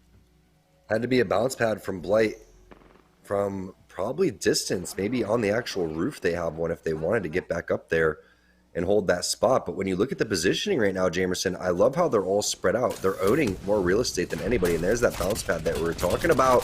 Team's going to set it up to him, but he's going to realize, Bambino, that the entire team is located over towards the top. That's an easy armor swap for either 00 negative or Blight. Looks like Blight's going to take that one. 00 negative is going to have to heal up with a battery, and this zone is going to slow close in. So it's up to 00 negative to basically lay a bubble down before they get to cover, and that's exactly what he's going to do. He's going to lay that down, they're going to heal in, and then they have to find exactly where they're going to play, which is going to be directly towards their side, but another team's going to rotate. Great spray there coming in from Blight. You still have Pringles inside of the blue van as well. They're going to advance. But who else has utility? It's Pringles going down. Phony, last player alive over here. He does have the Volt He's stuck outside, though, of the zone, and he's not going to be able to clamber up in time. Yes, he does, actually. He gets up into the roof, and now he could heal with the Phoenix kit. And he's going to take his time up here as the zone slowly closing in on him. He's going to get peeked just before that Phoenix kit goes off. And now you can see Crispy Bacon is the only one alive for his squad. Team Lonely Fans clearing out the south side now, slowly walking in. Blueberry Smalls takes to the sky with that gravity lift. We hit top 3 here. Blight will try and fully heal up and hold the line, hold the phone. Here comes the full 3v3. Lonely Fans now will be able to finish this one off, and they'll take game number 4. Great massive shots there from Blueberry coming through, hitting the armor swap throughout all of that too. Lonely Fans, the patience really paying off. That bounce pad over towards the top of the sniper post. We were talking about that sniper post very early on. Ever since Splash got up there, Applejack shared it for a while. But in the end, Lonely Fans takes it and has amazing shots to close off that game. Yeah, and these are a lot of consistent games for Lonely Fans as well. So their opportunity now to take over the leaderboard. We'll find out, though. We're going to take a short break, and when we get back, we'll take a look at the leaderboard and head into game number 5. So don't go anywhere, guys. We'll be right back. Hey, what's up? This is Intel 6. This is my tips and tricks. Today, we're going to discuss bunny hop healing. It's a big thing that's like really important for being able to get away, being able to reset in situations where you have somebody hunting you down, and you're trying to make an outplay. Maybe you just knock somebody and you have to reset. What I recommend doing first before actually learning how to bunny hop heal is binding a secondary mouse function to your scroll wheel. Most people use down because it's much more comfortable in scrolling upwards. It's not something that you can spam. What it does is it creates a lot of micro inputs to where jump is used several times in succession. And the reason that's important is because in Apex there's a lot of inconsistent terrain. So you have to have perfect jump timing when you're hitting the ground, and because the inconsistent terrain, it's hard to be accurate on every input. You can definitely do it, and I've done it for a long time with just spacebar. But if you want to be consistent in those situations where you're getting just absolutely rushed, you need the scroll wheel. Honestly, just makes it more consistent. So that's why you do it. After that, it's just kind of understanding momentum in this game. Everything in Apex is based around momentum. A lot of your movement techs are all going to be based around maintaining momentum. So what you're looking for is you're trying to get that run speed, which is the second tier of speed where you can slide. You're then going to alternate A and D while hitting that scroll wheel and holding crouch. And you're trying to get that nice, almost 90-degree sweep, maybe a little bit more, in between each A and D function. So that way you can keep that swinging momentum to keep your speed high while you're healing. As soon as you slide, you can instantly initiate the heal. After that, it's just keeping your momentum up with the swing. That's pretty much about it.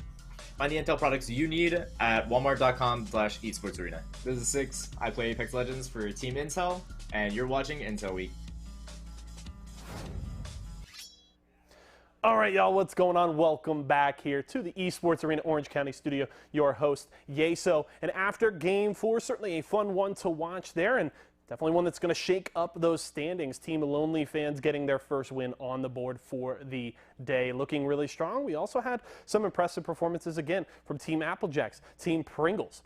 Fury looking really strong at one point in the game, sitting with 8 kills. So an impressive performance from those guys, but Lonely Fans does come out on top in those late circles. Let's check out our post-game stats here for game number 4, and Blight leading the way for Team Lonely Fans. A very strong player, certainly a fan favorite there, and Lonely Fans has been extremely consistent this year. They certainly currently sit on the top of our non-partnered squad standing, which they're trying to battle for a spot in Series E Season 3. So Lonely Fans certainly feeling strong, getting more points on the board there. But it is Fury with the kill leader for game number 4. Finished with those 8 kills. Really strong performance from Pringles. They're trying to grab that top spot away from Team Razor. We'll have to see after the break if they were able to pull that away from them. And then AK over on AMV. They got into that final 3. Over 1,600 damage there for AK and AMV. Another squad trying to climb up those standings. So we'll have to see how things shake out. We got 2 more games on the day and a very tight race at the top. So we'll have to see how things shake out. When we return, we'll have Jamerson and T-Squared and all of the action in just a few.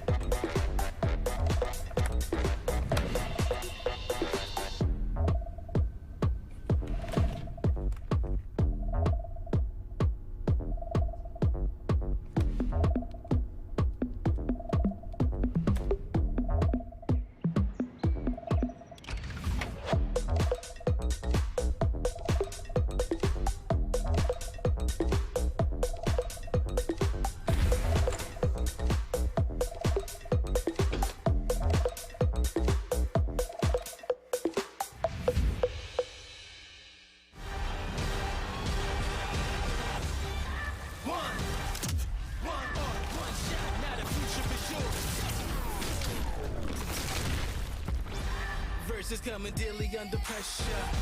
Working on applying the scheme, the true style trademark is at the edge of your dreams. I'm talking, yeah. One shot, now the future is yours.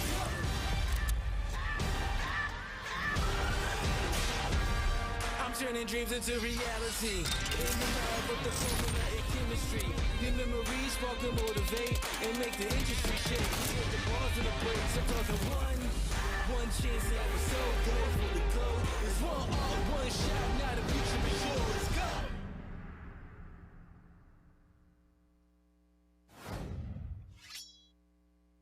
All right, welcome back, guys, to Series E. We're about to head into game number 5, where Team Lonely Fans took a big win there in game number 4. So let's go ahead and take a look at the leaderboard, the mobile one leaderboard, to see now who is in the lead. It's going to be Team Pringles with a crazy game 4, by the way, who have taken the lead away. They are now in first place with 53 points. But with that win, Lonely Fans propelled themselves up into second place with 48 points, Tom.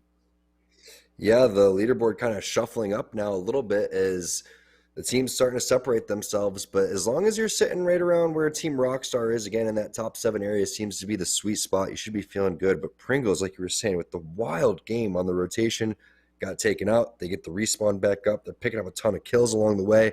Lonely Fans also had a ridiculous play where they bounce padded up over towards the high ground. AMV continues to impress as well. And Razor is really starting to pick it up too after starting off a little slow in Season 2. Seems like they really have came back to full form in the last couple of weeks. Yeah, right now, though, out of our top 5, it's 3 open teams, open registration teams that are showing up today. Not far behind them, we also have Team Applejacks at 39 points, so they're 14 points off from Team Pringles. And now Applejacks, their playstyle has been for the rotates, find a power position. They just haven't been able to do it quite yet. Here we go. As we take a look at the Mobile One leader, or excuse me, high performance moments, as you can see, trying their best to survive here, but it's Team Lonely Fans controlling the south side of the zone. Yeah, Lonely Fans did a fantastic job, especially the spray over towards the side when Blight had the R9 from the players that were flanking, and then also Blueberry with the massive shots and the armor swap mid-fight. The armor swap really wasn't even needed, to be honest, but he still just came through, hitting every single one perfectly lined up. You could tell he's not nervous. He's making those shots actually count, and Blight is playing out of his mind too. So I love to see them play this aggressive composition after Blight was playing a crypto caustic composition to start off the LCQ. They completely changed their play style right now, and it's paying off. Yeah, heading into game number 5, Lonely Fans has been fairly consistent throughout the first 4 games that we played, and so they are on track if they keep up their average so far of quite possibly winning our open registration. I remember we have $500 on the line, $350 for first place, and $150 for second place. So if you want to make it in the money, it's only about hitting the top 2. And that's all we have. But really, for them, it's about improving. It's about showing their stuff, really putting on display for the entire community how good that they are. And they are definitely impressing us today. Team Lonely Fans are. But it is, of course, we only have one team ahead of them right now. And we'll see if they can continue Team Pringles to play the way that they've been playing, which has been really reactionary more than anything else, and constantly having to play back from having a man down, getting them res back on in. So it's been great to see them continuing to bounce back game after game, despite suffering some losses here and there. Yeah, no doubt about it. And I'm pretty impressed with the other open teams too. You can't count those guys out, AMV especially. And you got to see Blight consistently has been playing in Series E too. Remember, he was on a different team now, and now he's coming through and playing on one of the open teams and showing that he deserves to be here. And it's nice to see, again, a lot of these other players that were previously on Series E and coming through with different teams like Absolute Monarchy, as Fat Fruit Ninja, etc. They're still staying involved. They understand the value that you get, the amount of practice that you get, and the improvements that you can make, not just week by week, but game by game. And you're seeing that already. The one team, again, unfortunately, during Intel week that's been underperforming is actually Team Intel. So I want to see them. I'm rooting for Team Intel. I want to see them do well. I just think they're getting really unlucky, and the timing has been horrible. And when that happens, you start to second-guess things, and you start to feel a little bit underconfident. So hopefully they get a couple of good team fights under their belt, no third parties come their way, and we can see what Team Intel is actually made of. Yeah, here we go. Heading into game number 5 on board with Lonely Fans. We're able to take that dub early in game number 4. They are dropping over at Harvester, so typically not the best loot, but it's a great central position to rotate out of. Right now, as you can see, they have to cover a lot of distance to loot all of this up. Can leave themselves vulnerable, but usually we don't see too many fights over here at Harvester off the drop. So Team Lonely Fans currently in second place, looking to catch up. I believe they were down by 3 or 5 points, and so not too much ground that they have to make up, but they have been incredibly consistent across the days. Here's Phantom Legion. Looks like they are getting challenged over at Survey Camp. Yep, Arsenic.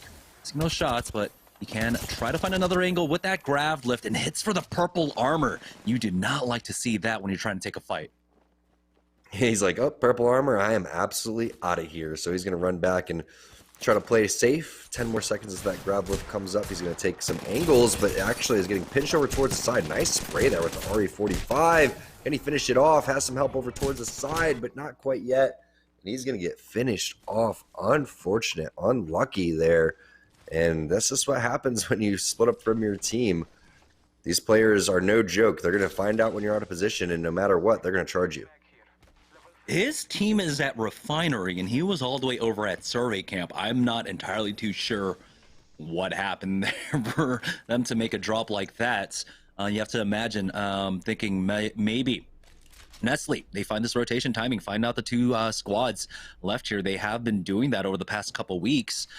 We do have them over there at Overlook, so they can go for that. We'll see if they do. This ring is going to be pulling down to the south once again, and this one looking like it's going to end up in the no man's zone. In between Dome and launch site.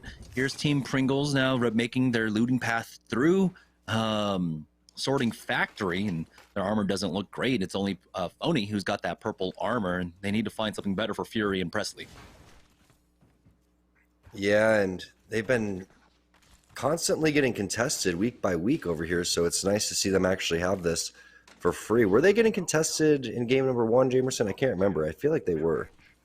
I feel like they were as well. We had a lot of fighting in game number 1, and I believe that they were, but on board with Team Pop-Tarts not too far away over here at Geyser, but it looks like they're going to rotate up north. Geyser? What zone is this? Did we see what zone this was? Because it looks like to me they're in this one, and rotating north would mean if they feel like it's up here, they are going for this beacon, and they're going to try to find a little bit more information out from Impulse's side, because there is a high chance that it pulls towards them. I believe this one actually pulled down towards Dome launch site. So similar to, I believe, what was that, game number 2? And I think Pop-Tarts' idea here is to try and catch out MPL on the rotate. Here's Team Pringles. They find themselves in a fight, rotating into, try to get into Lava City right now. They've utilized a lot of their momentum, but it might be Team Cheez-It on the other side. And it doesn't seem like they're going to full commit onto this one. It looks like they're calling in. They'll be able to just back off for free. Aggressive play, and also getting a blue armor swap along the way, but he's not interested because he doesn't have time to go and heal up, especially when you're in such a low ground spot. So they're using the bounce pad to get back up to a position, focus on the rotation. Nice spray there from Impulse, 135 right to the Dome. Going to switch on over to the P2020, but that player isn't cracked. Does find Dracos, does find Ronnie. Can he get the triple kill?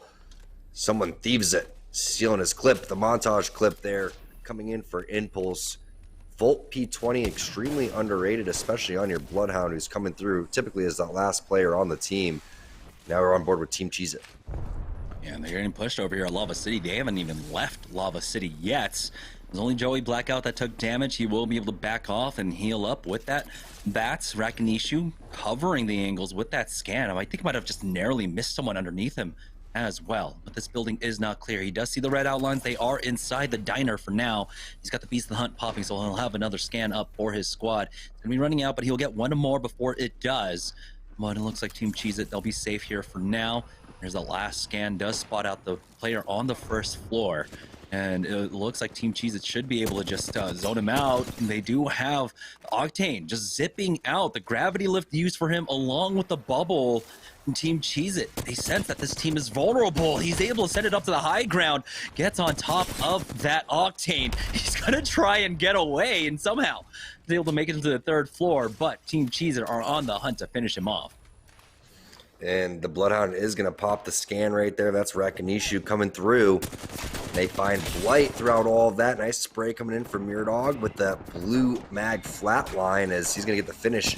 Rakanishu does onto Blight. Now it's a little bit of a Asu map movement guide up here as he's jumping back and forth on the zip line trying to finish off that last player from Lonely Fans. There's a third party, though, coming in just at the right time. That's going to be Rockstar. Crummy coming in with the triple take armor swap as well.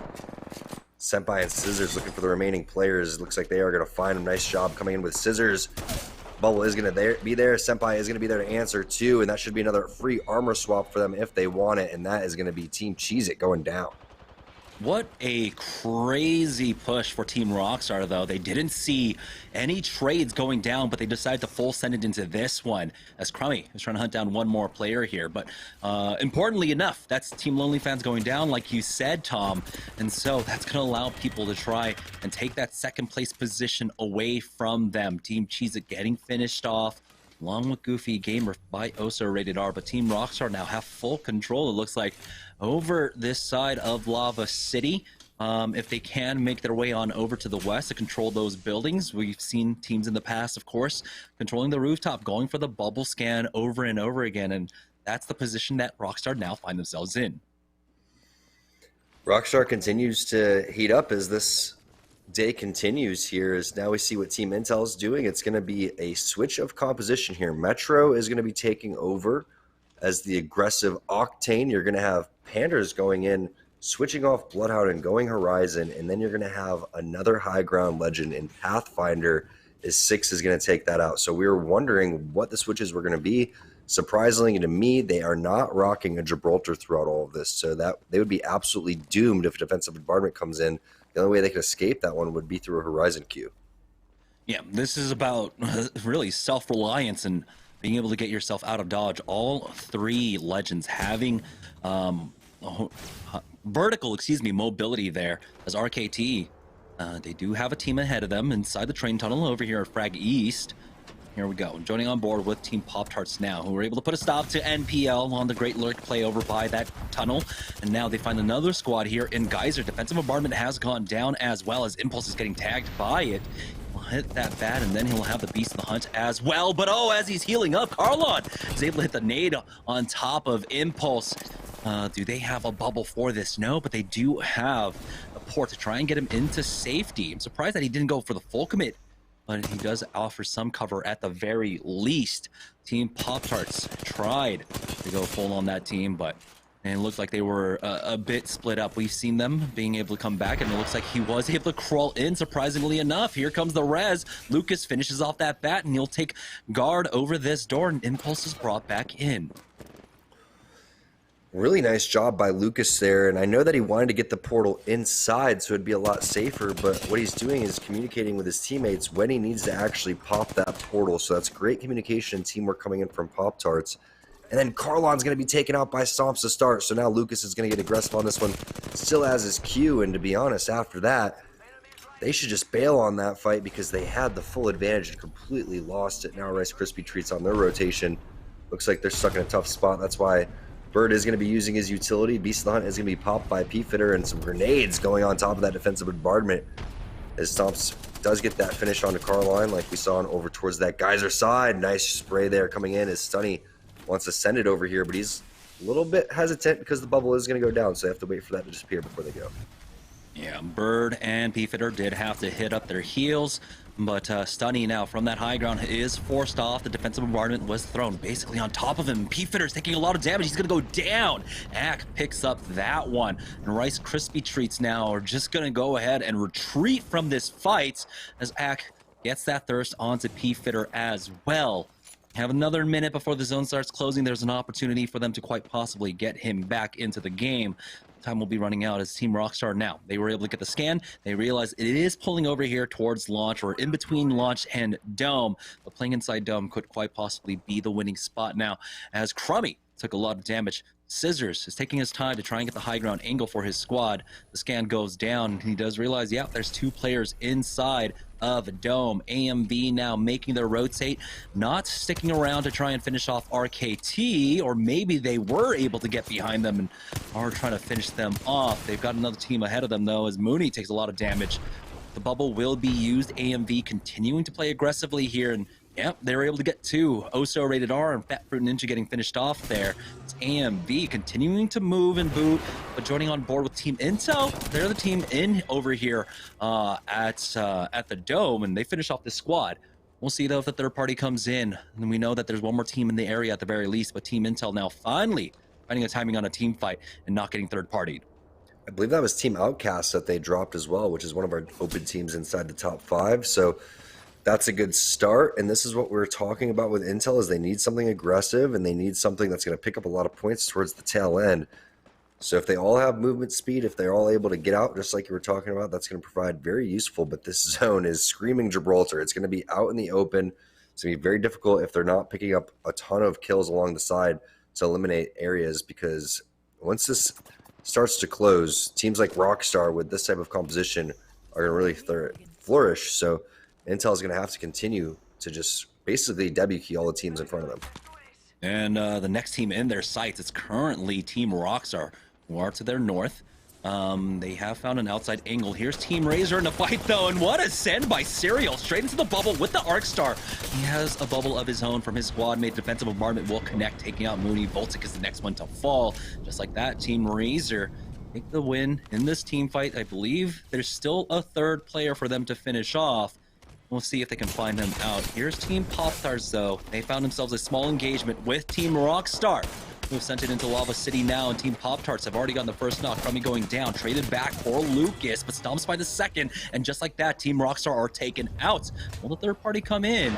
We do have, it looks like, Team Intel coming in for the third party now. Did they stop the res? That's the important part. The black hole was used, they stopped the res, Impulse goes down. Now they're on the hunt for the rest of Team Pop-Tarts. Team Intel, with this mobility, are just zooming across the map, getting involved in every fight that they see. Yeah, trying to establish a new open team kind of aggressive meta here. We've seen a lot of different compositions. We know about the Revenant Octane combo that everybody hates to play against, but now this is the triple high ground composition as they are flying all over the place. Fury takes a lot of damage as we switch on over to Team Pringles, who's been playing out of their mind today. Serial actually gets the finish onto Stunny. See what the play is for Team Pringles. They're in the zone here, but just barely. We have to watch their back and also watch the side over here as they continue to get Bloodhound scanned. Yeah, we are in the top 9, as it looks like Rice Krispie Treats just got finished off. Intel did find Stomps, and so Pop-Tarts are down to 1, I believe, but it's all up to Team Pringles here. Try to survive this one. We've seen them fight back from adversity as they back away, hitting the bats. This other squad not full committing quite yet. Presley took a lot of damage. Now it's a 2-man swing from the right-hand side, but Fury has the angle. Only hits from the arm shield here as they are getting nade spammed down. The Arcstar. Oh boy, they're just too many nades, and he will fall. They do trade back 1 for 1, though, as 6XZs are trying to get super aggressive off of this one. Defensive bombardment's going to be used on Team Pringles as well, as it looks like they will have to give up on Fury for the time being. And Team Pringles, we've seen them fight back from this position, but how well can they do it now as the zone is so much smaller? Yeah, difficult situation here as Fury is going to look to be finished off. You can see someone was shooting him and he only has a sliver. It's going to be Abe's. Their Octane getting the finish there. Nice Arcstar, but the bubble very well timed, well placed. And now that means Team Pringles is going to have to bail. I don't think they're going to have any miraculous plays like the previous game. Jamerson, it looks like Fury is going to be out on this one. But that's what you want to see. You want to see your aggressive player. He has to be the player that goes down first, because you never want to see Presley go down in this type of situation. You have your Bloodhound scans here. You have your Gibraltar Dome. You're in the middle of the zone. Pringles may be able to do something with just 2 players here. Yeah, they are dead smack in the middle of the zone, hoping that from this position, no team can really get aggressive onto them, that the mere threat of other squads will stop anyone from pushing them. On board with Team Intel, though, they have made it out of Lava City. Don't know if they finished off Team Pop-Tarts. It looks like they did, because we are down to... Wait, never mind. Actually, there's still a lot of damaged teams. But they do have a squad ahead of them inside the train tunnel, so they are not out of danger quite yet, as we're going to go ahead and full send this one. It's all about aggression for this squad. I don't think they've had a moment to rest whatsoever here in game number 5. They have a number of kills under their belt. They should have like 4, I believe. But the bubble has been used, and with that, they're going to go ahead and push forward now. No scans for them, so it's just going to be a blind push out, as it looks like the team is getting pinched. Team Razor on the outside of this cave.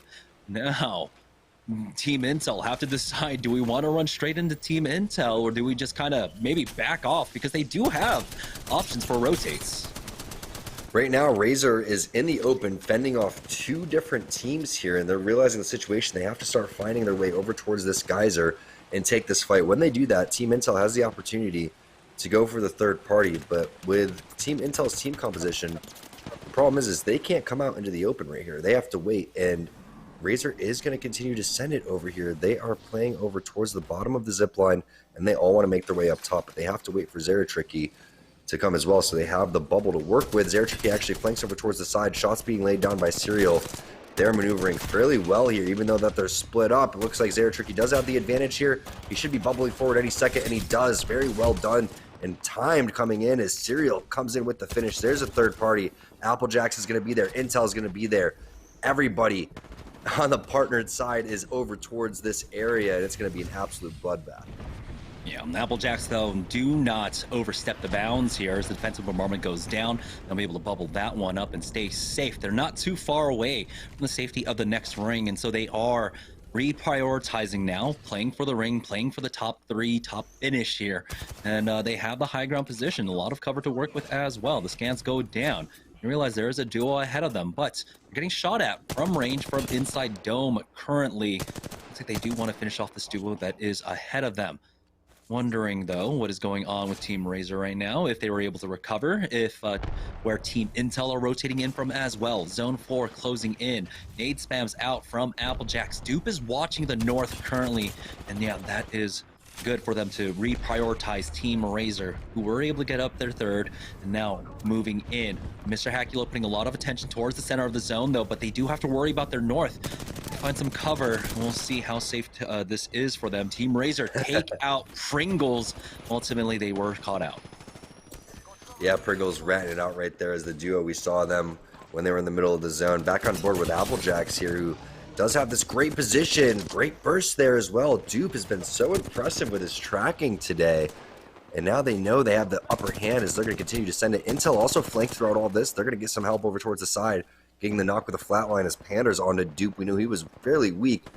You can see Pander's continuing to lay down shots from this head glitch angle. The stairs are extremely powerful if you know how to use them. Now he's going to get to the high ground here and lay down some more cover fire. That's going to be the bubble res coming through. 6 is going to send it. And this is what you love about this composition. If they know they have the advantage, they can full send onto this one. Hacula gets re-knocked there from 6 with the scout, but they don't want to full send based on the amount of teams that are left. So instead of going all in on this one, they're going to just back off, play the zone, and realize that they can gatekeep. Yeah, it looks like it's a 3v3, v2v2, quite possibly. Ack was behind them, and he got the knock onto Panders. This leaves it open now for Razor to try and full send it onto them, but this squad is going to back away. They still have the safety of the building for now, and Panders does get gold bag rezzed up, so he'll be quickly back into the fight. And you can see the mobility from Team Intel. Even if they get knocked, they move right out of it, and they're safe for now. They do have the majority of the zone, but they have to worry because they don't have the Bloodhound. They don't know where all these other squads are. They have a rough idea of where they are, but not exactly where they are. And so they back away to the safety of this corner. They have this big rock to play off of and play the slow side of the zone as it comes in. And there they go. They answer back. Mooney goes down. 6 takes him out, but Panders again taking a lot of damage. He has to heal up. And it looks like Team Intel want to finish off this fight. They got the re-knock, and Ack goes down. Metro finds that angle, and now this squad is down to just a solo. We have another rat running around in this lobby as well.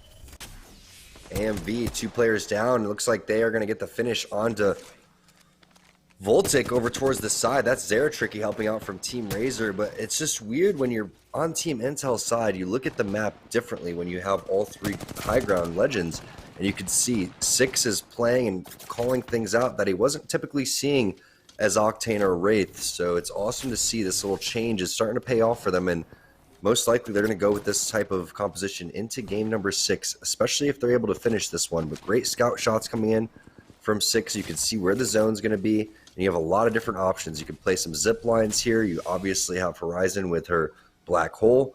You have to take to the air, though, once the defensive bombardments come down, and you really hope that you have nades for when that black hole does go down.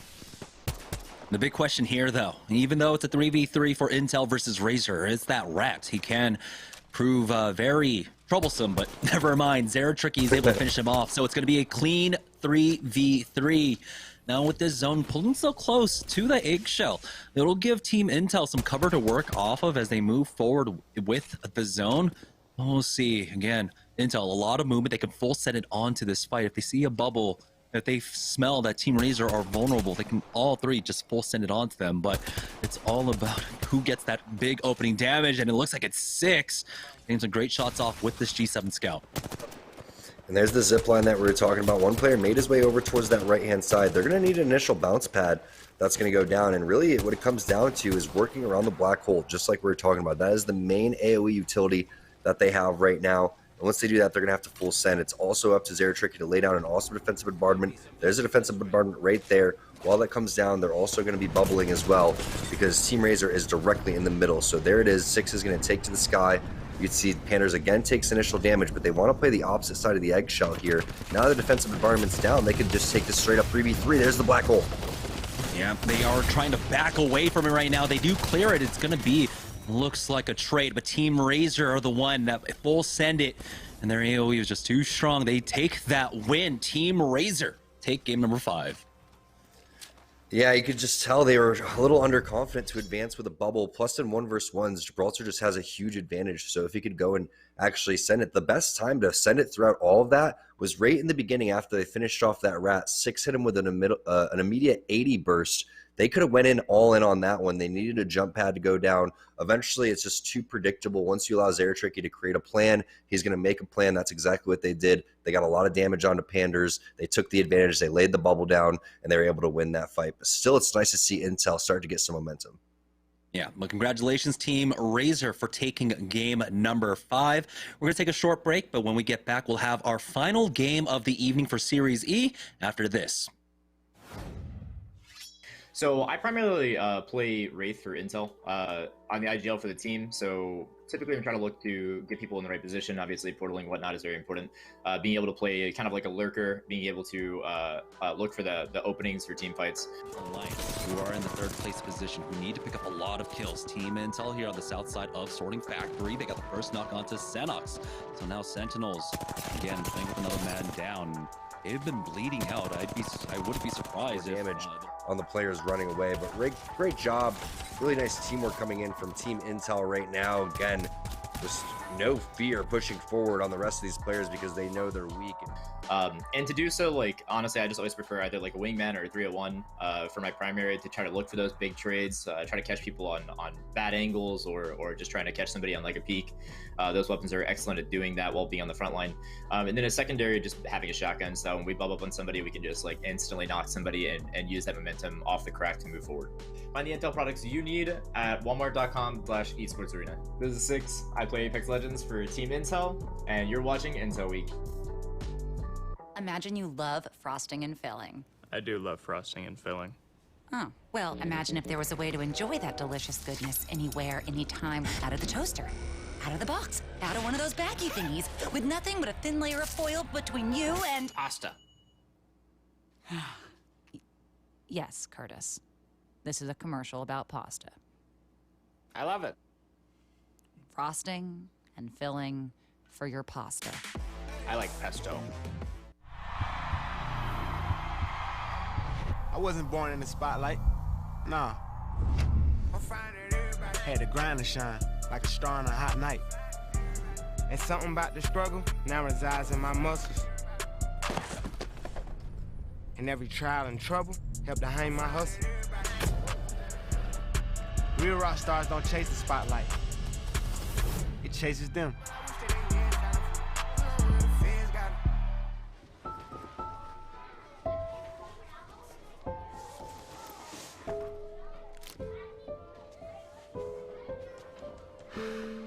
Hey, shake it, kiddo. Love Dad. Oh.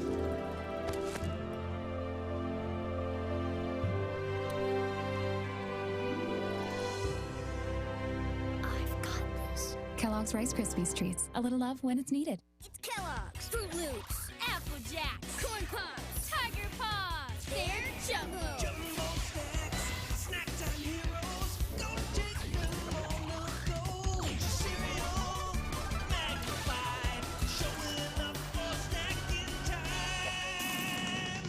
Jumbo snacks, snack time heroes. Don't take them on the go.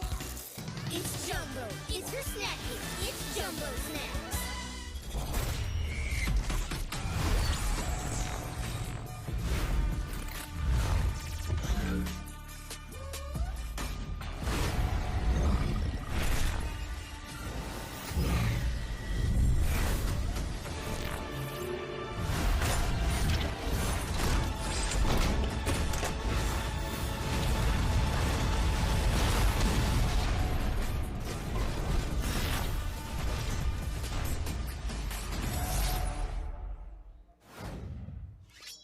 All right, ladies and gentlemen, welcome back to Intel Week here on Series E. I am your host, Yeso, and last game was an absolute banger. Getting into that final two with Team Intel and Team Razor, both squads fragging out like crazy, and Team Razor comes out on top. They had kind of slumped there after winning that first game of the day, but they may have grabbed the top spot on that Mobile One leaderboard after game number 5. We'll check that out after our next break here, but I got post-game stats for you guys, so let's check out how things shook out there in game number 5. And of course, Zera Tricky leading the way not only as IGL, but in the kill leader spot. 8 kills for Zera Tricky there.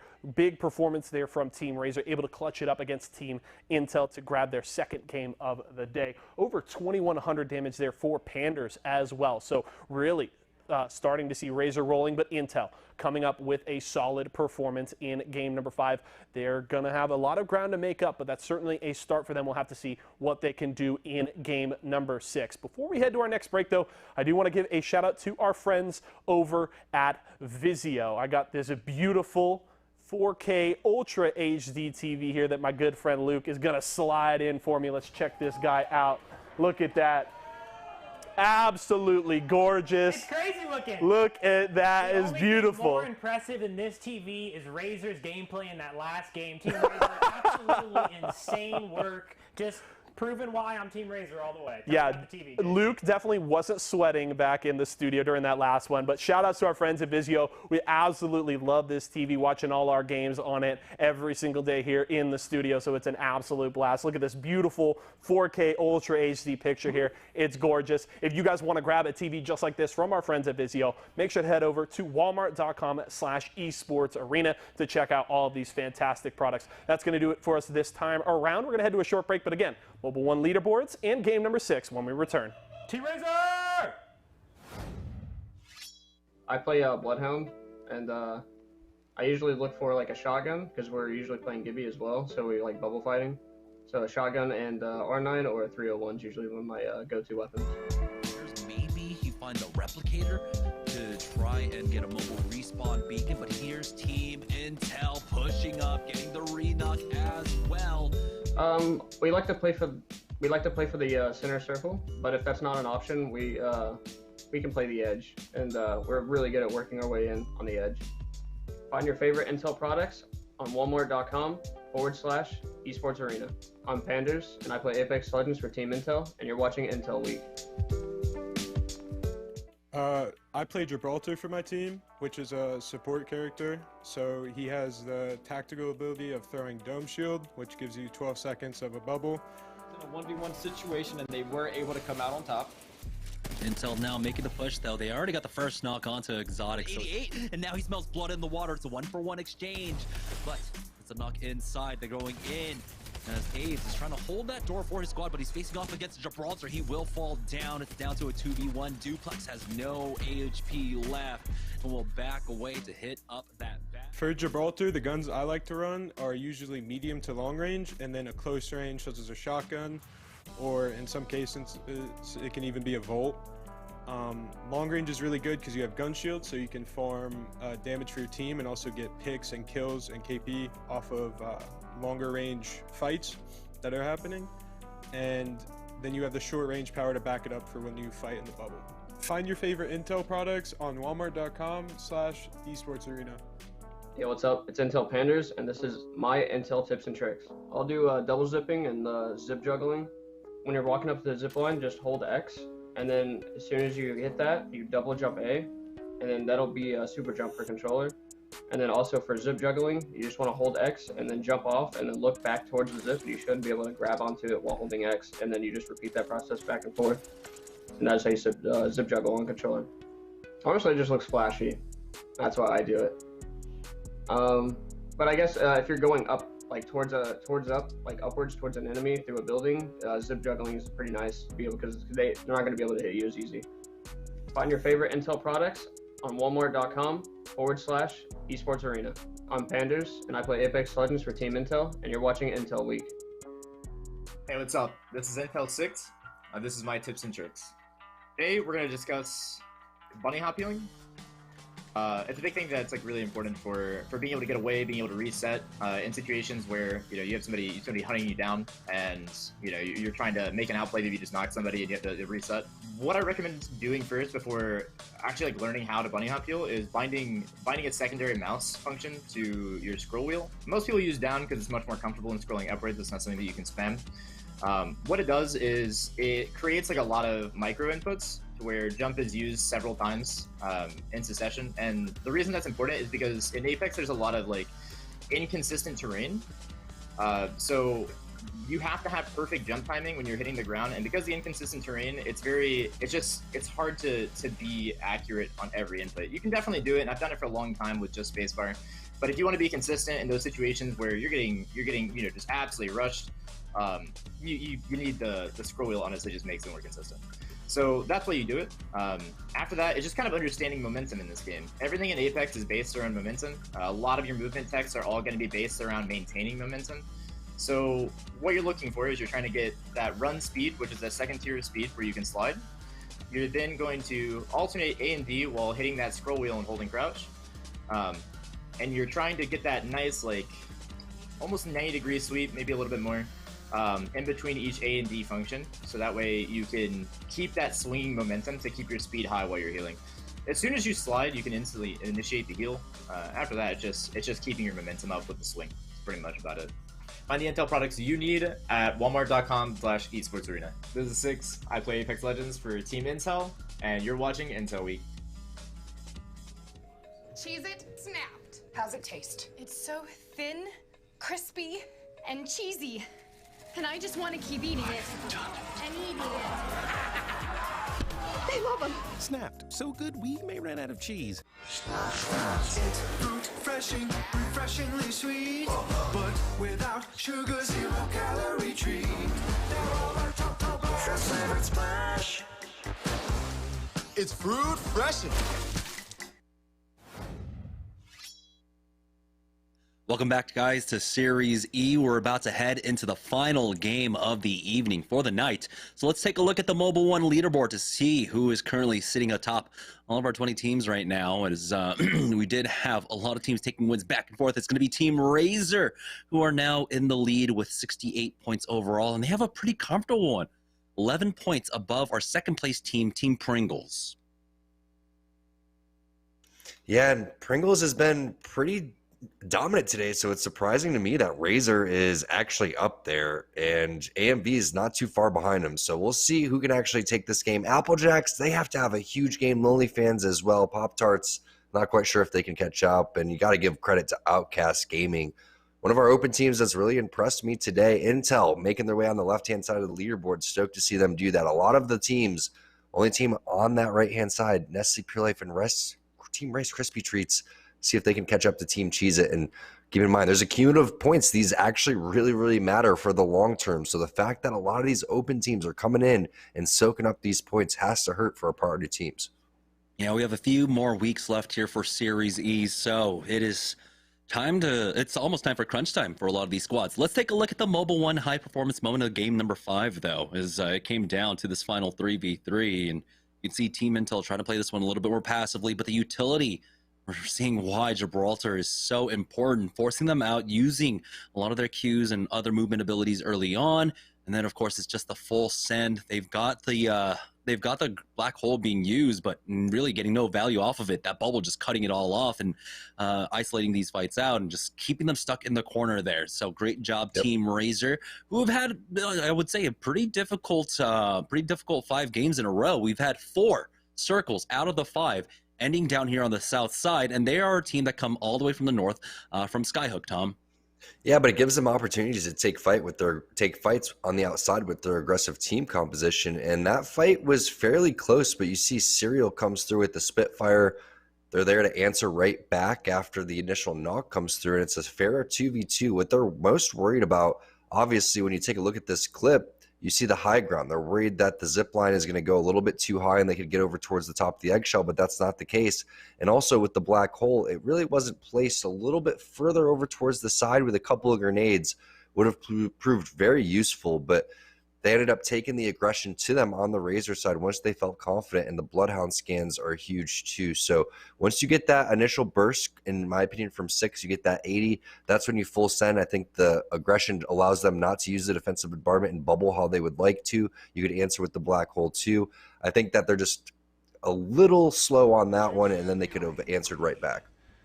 All right, here we go. Heading into game number 6, joining aboard with Team Razor, the flight path. Pretty much straight down the center of the map, but it doesn't matter for Team Razor. Like you said, a little bit later on the rotates, they live on the edge because they take their time over at Skyhook to get absolutely looted up. If they don't leave Skyhook without double gold armors, that's when you know it's bad loot for them, as they will be able to take trials, and they've been able to do it almost week in, week out, nearly uncontested every time. We are starting this game off, it looks like, with 18 teams, though, so unfortunately that 2 teams decided to drop out for the final game of the evening. Yeah, I don't think Team Razor is going to care too much. They're focused on getting over here and warming their shots up, and that's perfect for going on over towards the trials area. We'll see what happens with the 50-50s that have been taking place, too, but you can expect an extremely fast-paced game number 6. We may even see some different team changes, some different compositions coming through, just like how Intel was making some adjustments going into game number 5. I think some other teams may do the same, maybe some Revenant Octane compositions, maybe some Crypto Caustics if teams are really trying to slow it down and get a dub, try out different things. And Serial, he's been the one to get this trials thing started, and it looks like he's going to do that again. Yeah, I think it's pretty good for the Octane to be able to take it. If he does take flesh damage to the Prowlers, of course, he'll passively heal that one up so they're not committing too many resources into this one, and you should be able to just do this one for free. I mean, it's been 5 games in a row now for them, and they have a lot of loot. So with 2 minutes to go before the ring closes, be a great time to take a look at the ring. It doesn't look like we have any fights quite yet, so just free stuff coming in for Serial over and over again, and looks like Zeratricky's gonna eventually make his way over there to pick up all the gold stuff that comes out of there, especially if he does get the gold helmet and the gold bag. So that's one of the things that you love about Trials, as we do take a look at that map, and it's gonna be a fragment ending. So you can see Rockstar is over there, AMV is over there, and it looks like a rotate coming in from Epicenter will be fairly free too. Nestle Pure Life's gonna have an easy overlook path going on over towards No Name for free too. Pop-Tart's not that far off from the geysers, so going to be a pretty fun zone. A lot of teams going to coexist here, especially for a game 6. We were talking about how fast-paced it is. It's actually going to slow down now. It's a fragment zone. Yeah, and Applejacks now moving their way on through. It looks like they're already rotating up towards Sorting Factory. Their loot looks fantastic.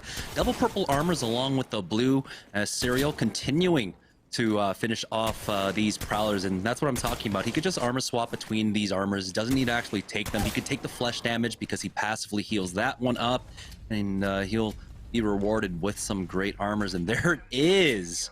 That's the full Exodia set coming out for him.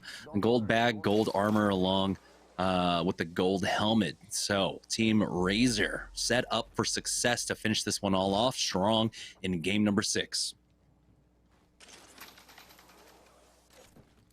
That's why they go over there. They're going to continue to just play the edge and love what they see. And I wouldn't be surprised if they make their way over towards High Epicenter, over towards the hill, and take the high ground overlooking towards the fragment side. That really feels like that should be a good rotation for them, and I don't think any other teams are going to be interested in taking that spot because I feel like the teams that are epicenter are going to take a building instead. So that should be fairly free for them. As we see what's going on with Team Pop-Tarts, Stomps actually takes a lot of damage. Impulse going to have to pop a battery as well. Beast of the Hunt already in hand too, so the scans are be coming out fairly fast. That's going to give good information on over to Lucas. He's going to get counter scanned. Arcstar in hand too. This team can dip out over towards the bottom if they absolutely need to, but they seem to have really good shots onto this high ground.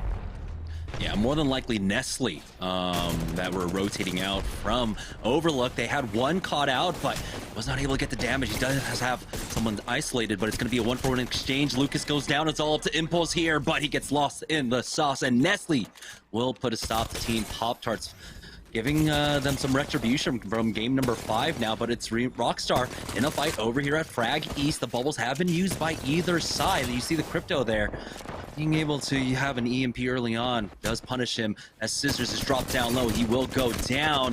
But he does trade away at the very least, allowing Oi Senpai to come back, bring this down to a 2v1. And Oi Senpai is chasing after him with that massive, hits massively, but Crummy needs to finish it off. Down to the 1v1 up against this Crypto here as he tries to chase him down. Where has he gone? Crummy does have a lot of HP behind it, hits for the flesh, and he'll finish him off. That's going to be defeated in company going down. So AMV are out. Their chances to fight for second are gone. I believe that could be Outcasts, actually. If I'm not mistaken. Oh, yeah. Nestle splashed, though, over towards the side. Ronnie, after that, Ronnie did so much damage in that previous fight, and he's going to do it again with Bambino and Draco's helping out this time. He's going to hit that Phoenix kit. Ronnie is popping off. Nestle splash. 2 really, really good back-to-back fights there. And the fighting doesn't stop now as Applejacks looks like they're getting into a little bit of a skirmish. They have ultimate high ground on this team. Do get hit with a little bit of defensive bombardment. What's going to cloud their vision and slow them down temporarily. Dupe is aware of the third party with the rest of the team. So unfortunately for them, because the scans are coming through, they're going to have to back off. But 3 teams already eliminated. We started this one off with 18. 15 teams still in this one as Rolders is taking a lot of damage. The scans are coming through all over the place. I'm not sure if this is a Beast of the Hunt or if there's just that many Bloodhounds in the vicinity, and now they're training out resources. A lot of ground to make up. More fighting happening over towards the side here, as this is kind of where the zone is going to pull. Oso rated takes out the wingman, not able to connect. This is going to be Voltic, and I think this is the AMV squad that you were talking about, Jameson. Yeah, and they are pushing in. They'd have traded away, but that Fruit Ninja drops to the low, and he will get taken out. Team Razor making their way out of Skyhook now, chasing down this Gibraltar. Papa Milk Dud will fall, and now they'll have 2 there as well. And they just need to find a third player, and Team Razor picking up these kills are so important for them. They had an 11-point lead over the second place squad. This helps them keep a great buffer. Now we've also hit placement point territory as well as RKT tries to come in for the third party in this fight over at Frag East. Taking a lot of damage. Stunny drop down low. Great turn onto this player as they take out 1, and Stunny answers back, taking out Arsenic, but they have to be careful. As you can see, a lot of teams still in the area. The zone is ending here. They're getting peeked by someone else inside the stairwell as GS Bird gonna throw up that knock shield for him that's gonna allow Stunny to get the knock onto Oi Senpai, and it looks like Rockstar might be getting punished on this one. Here comes the push out. P-Fitter falls, and Stunny now with almost no HP left. Rockstar will finish them off. Now it looks like Nestle Pure Life is in the vicinity. Ronnie with the burst. He's heating up as the series is going on. The shots are looking phenomenal. The finish coming through perfectly onto Senpai, but Bambino eats it from Crummy's EVA 8. The finish does come through, though. And it looks like res possibly going to happen on Bambino anytime, but it looks like the third party is coming through, and Rat Boy Ronnie is in full effect. Yeah, Dracos is able to escape as well, and this is going to be difficult for Nestle to try and come back to grab Bambino's banner. You have to imagine 6XZs can just stay and hold that position for some time now. As we join on board with Team Razor, they've got another squad. The scan does go down, but the Thermite will go ahead and stop them in their tracks, and they'll just back away. Team Razor have nothing to really gain from an engagement here, as they are currently in the lead right now. It's all about surviving, making sure you keep up pace in terms of placement points more than anything else. with the rest of the lobby to secure that win. A comfortable 11-point lead over our second place squad right now. Team Cheez-It, though, inside Sorting Factory. They've got Applejacks on the other side, and this is what I was wondering. Was it Cheez-It going in with the late rotate, as Duke gets caught by that black hole, pulled back on in, but he's got plenty of cover, and he is safe as the rest of his team's trying to heal up now. Bubble will be utilized as well to allow him to go for a wider peak there. Team Cheez-It going now full, sending it onto him. It's gonna be Applejack to get the first knock. It's traded back though as Murdog picks that one up. Down to a 2v2 in Applejack's favor, is now down to a 1v1 Rolders. But here's Team Pringles with the third party as Applejack's finished that one off. And it's gonna be Team Pringles that ultimately win out the fight here in Sorting Factory.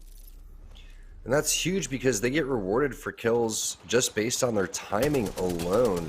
Picking up the freebies that were on the ground as we take a look at what Lonely Fans is doing. Box of Tea actually hunts down where Ronnie is and gets the finish. So there's only one more player remaining on the Nestle Splash team. Blight somehow still has gray armor throughout all of this as Blueberry and Double O Negative looking much stronger here. Let's see if we can get any type of upgrades or take any fights as Blight is going to take to the air to get back on top of the train track with his teammates. And we know this is going to continue to pull over towards the west side, which means they're going to have to make their way over towards the east side. And this is exactly the area that we expected Team Razor to take over towards this epicenter high ground. Yeah, and again, they have great loot, but we do have Zeratricky dropping down low. They commit the bubble into that one. Zeratricky will fall, but he does trade away Panders for him.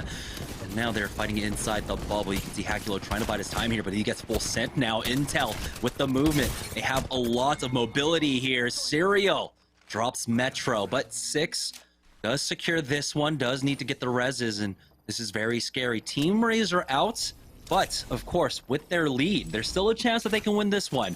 So do not count them out quite yet. We have to see the final results of this game.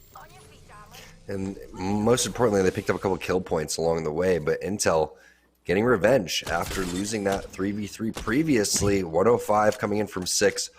What I love about this is going to allow Team Intel to grow as a team because this is an aggressive playstyle that if they can master this, they're going to be absolutely thuming. I definitely think it's missing in Gibraltar, but you never know. Again, having all 3 players with something to defend themselves is absolutely huge. Plus, all 3 players can get to the high ground. And what's another legend that can defend themselves? It's definitely Gibraltar. More importantly, it defends your teammates as well.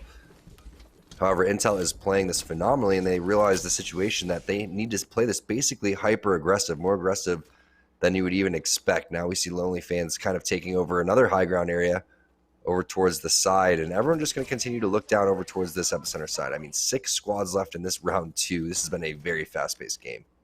Yeah, Lonely Fans do have to be careful in this position with Team Intel and how aggressive they've been playing. We can see another full push attempt coming out from Team Intel. Remember, they picked up all the loot from Team Razor. Razor coming out of Skyhook with gold bags, gold armors, gold helmets. They're going to really be able to utilize that and snowball off of a huge advantage, especially if they get the armor checks onto Lonely Fans. They're sitting on double blues along with a purple for Blueberry. So there is a huge health discrepancy for Team Intel to take advantage of here. Exactly, and I think that that's the key for Intel. It's basically like any other game, but Apex, it's very fast-paced. There's a lot of risks that come involved, but one of the games that I feel like you have, if you ever played League of Legends, you know when you have any type of advantage, especially in the laning phase, round 1 going into round 2, say that you're in bottom lane, you have to push that, and that's exactly the same exact thing in any type of game, whether you're playing Apex or you're playing anything at all. Once you get an advantage, once you see the advantage, whether that's armor or just damage in general, you need to full send if you're Team Intel, especially without the worry of a third party with so little teams. So that's basically what 6 is depending on here for the rest of his team. But oh no, Metro does take a lot of damage, so he has to slow play this one, hit the Phoenix kit, and then they're going to send it onto this team inside the building. Yeah, Lonely Fans did drop down from the high to get inside Frag East. Panders is trying to find an angle here onto the diner. There are some windows to play off of. He's just going to end up slowing things down, heal up, then go for the full send right after this. They have to be careful on this timing. It is Frag East. It is a Frag East circle. And while we're already down to 6 squads, there's still an opportunity for third parties to come in. Six getting some great damage off.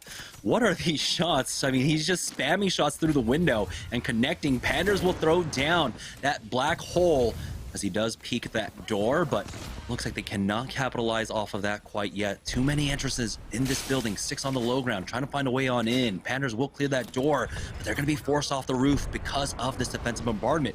They'll bide their time for now, but again, Team Intel, they need to find these fights fast, and with how long this takes, you have to realize that teams are looking to come in third party.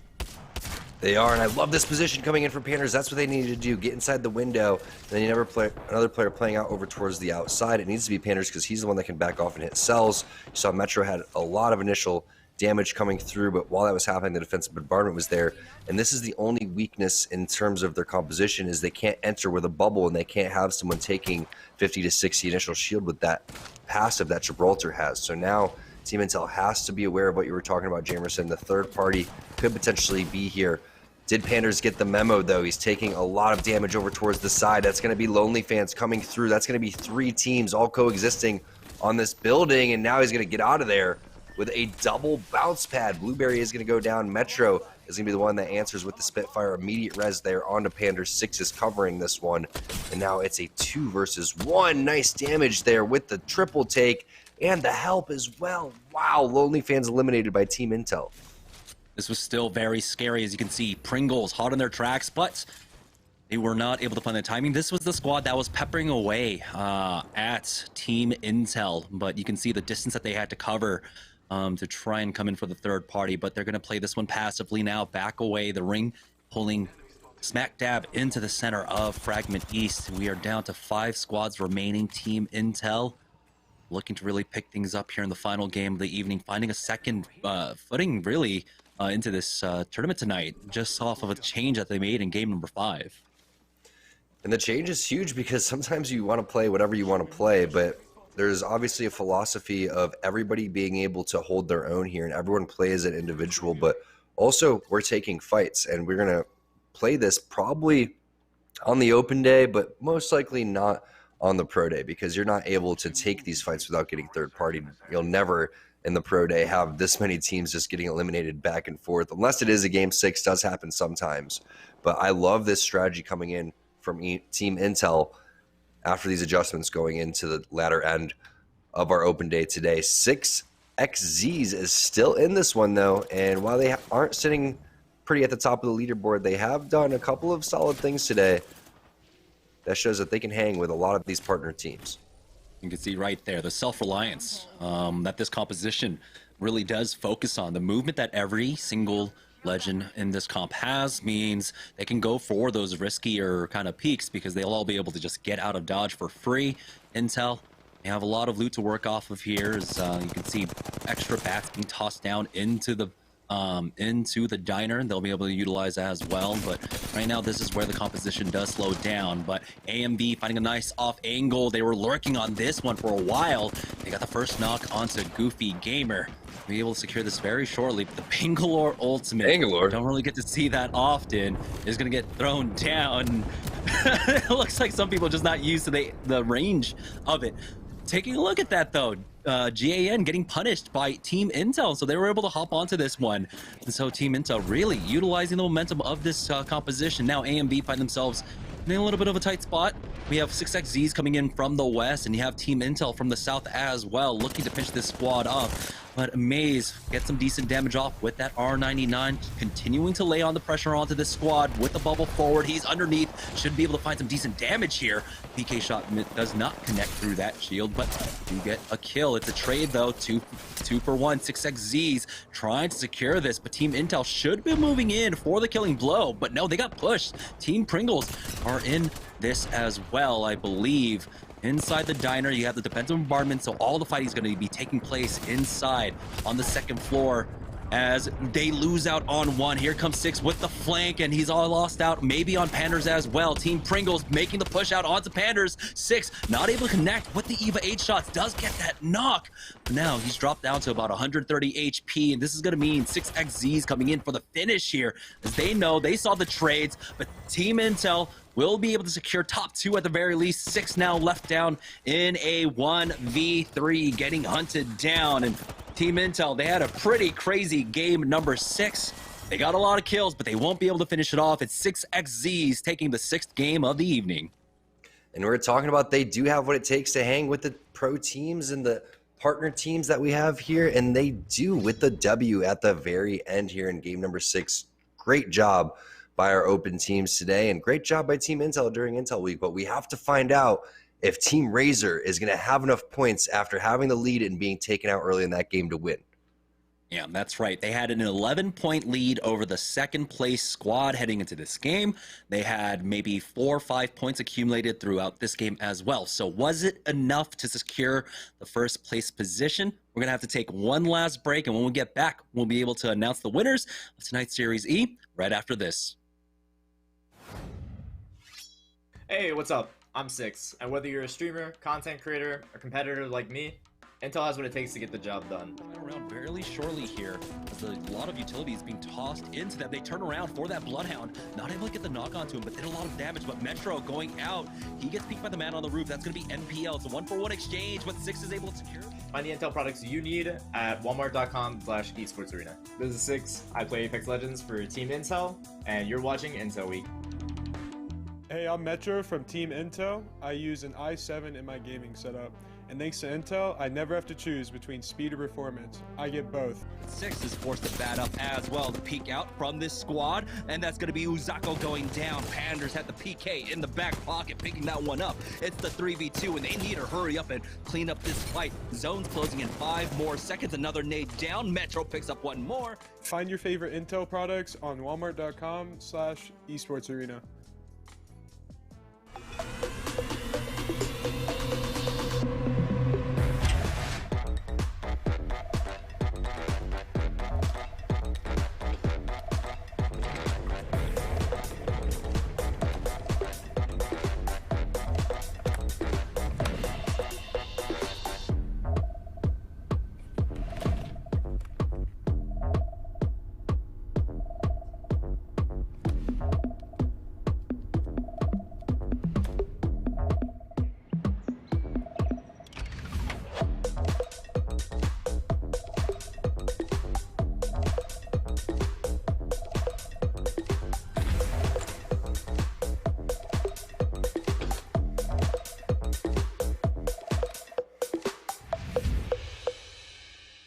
Pringles flavors. Make new ones. How much do you think Pringles paid these people? Hardly anything. Hey, you guys want to stack different Pringles flavors to create new flavor combos? Here, I'll go first. Pizza, barbecue, and jalapeno. The spicy barbecue pizza stack. Get him!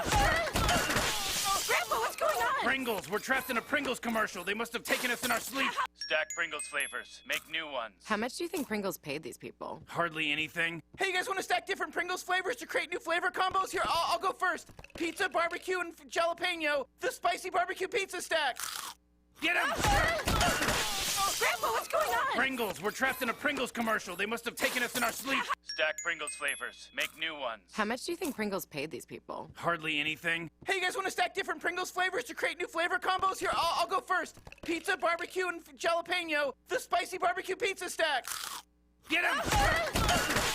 Grandpa, what's going on? Pringles. We're trapped in a Pringles commercial. They must have taken us in our sleep. How can we get out? We can't, Summer. They warned me this would happen, and I didn't listen. Stack Pringles, make endless new flavors. Stacking Pringles to make new flavors. Make endless new flavor and barbecue, wavy, and sour cream and onion equals a 3-layer dip stack. What's going on, ladies and gentlemen? Yeso back here in the Esports Arena, Orange County studio. 6 games done. What a way to start off Intel Week here at Series E. Team Intel getting into the top 2 in their final 2 games, and they actually got 11 more kills into that final game, closing with a total of 32. So if you guys were in Twitch chat, I did gift a couple more subs there. So shout outs to Team Intel for helping me give back to the Esports Arena community. Shout outs to all of you for being here on the day. Hope you enjoyed the broadcast. Now let's check out our post-game stats here for our final game of the day. Game 6 here. It was 6XZs taking the win, led by Nades, but Team Intel will take the stats category here. 6 with the kill lead there with 6. 1,400 damage for him, and while it was a rough start for Team Intel, they were fragging out early. They had 11 kills in their first 3 games, finished with a total of 32 on the day and a couple of top 2 placings. So definitely the way that you want to end open night here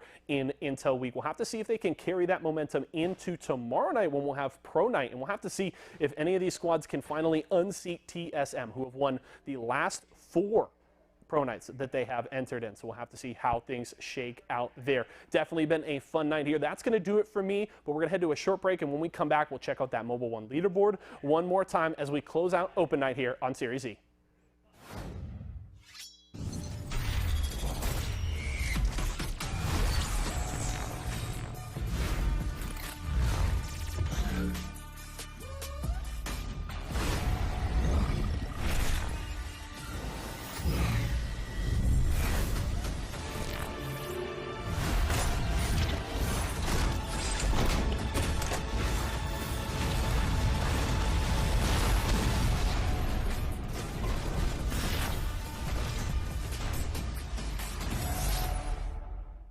Hey, what's up? I'm Panders from Team Intel, and I use an i9 in my gaming setup.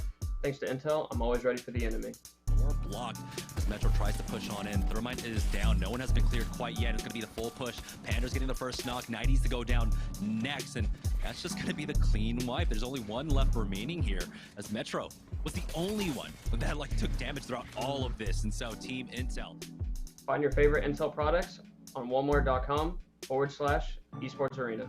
I'm Panders, and I play Apex Legends for Team Intel, and you're watching Intel Week.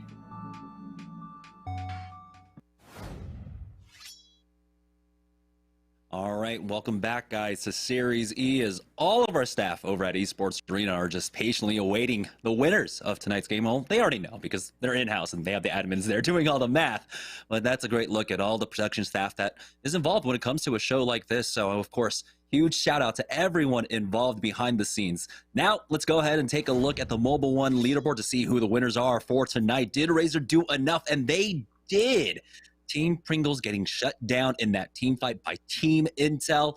Will be able to secure second place, though, but there was an opportunity for Team Pringles to try and take first place, but Team Razor, with those very crucial placement points and kills in the final game of the day, were able to clutch up and take the win, Tom. Yeah, congratulations to Team Razor and Team Pringles. But besides them, I think that AMV was extremely impressive. And then Team Intel, if they kept up that pace, what they did in game number 5 and game number 6, averaging almost 20, 25 points a game, they got almost all those 56 points just in game 5 or 6 alone. So congratulations for Team Intel during Team Intel week, starting to pick it up.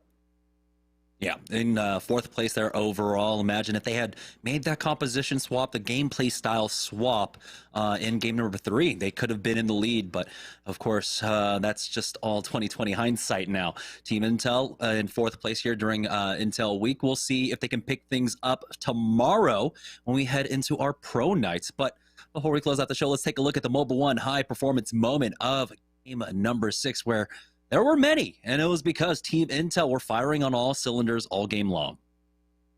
Yeah, this is Team Intel pushing, I believe, Lonely fans inside the building while trying to avoid a third party from Pringles on the outside. Actually, this is when they pushed down over towards Pringles because there was so much fighting going on in this building.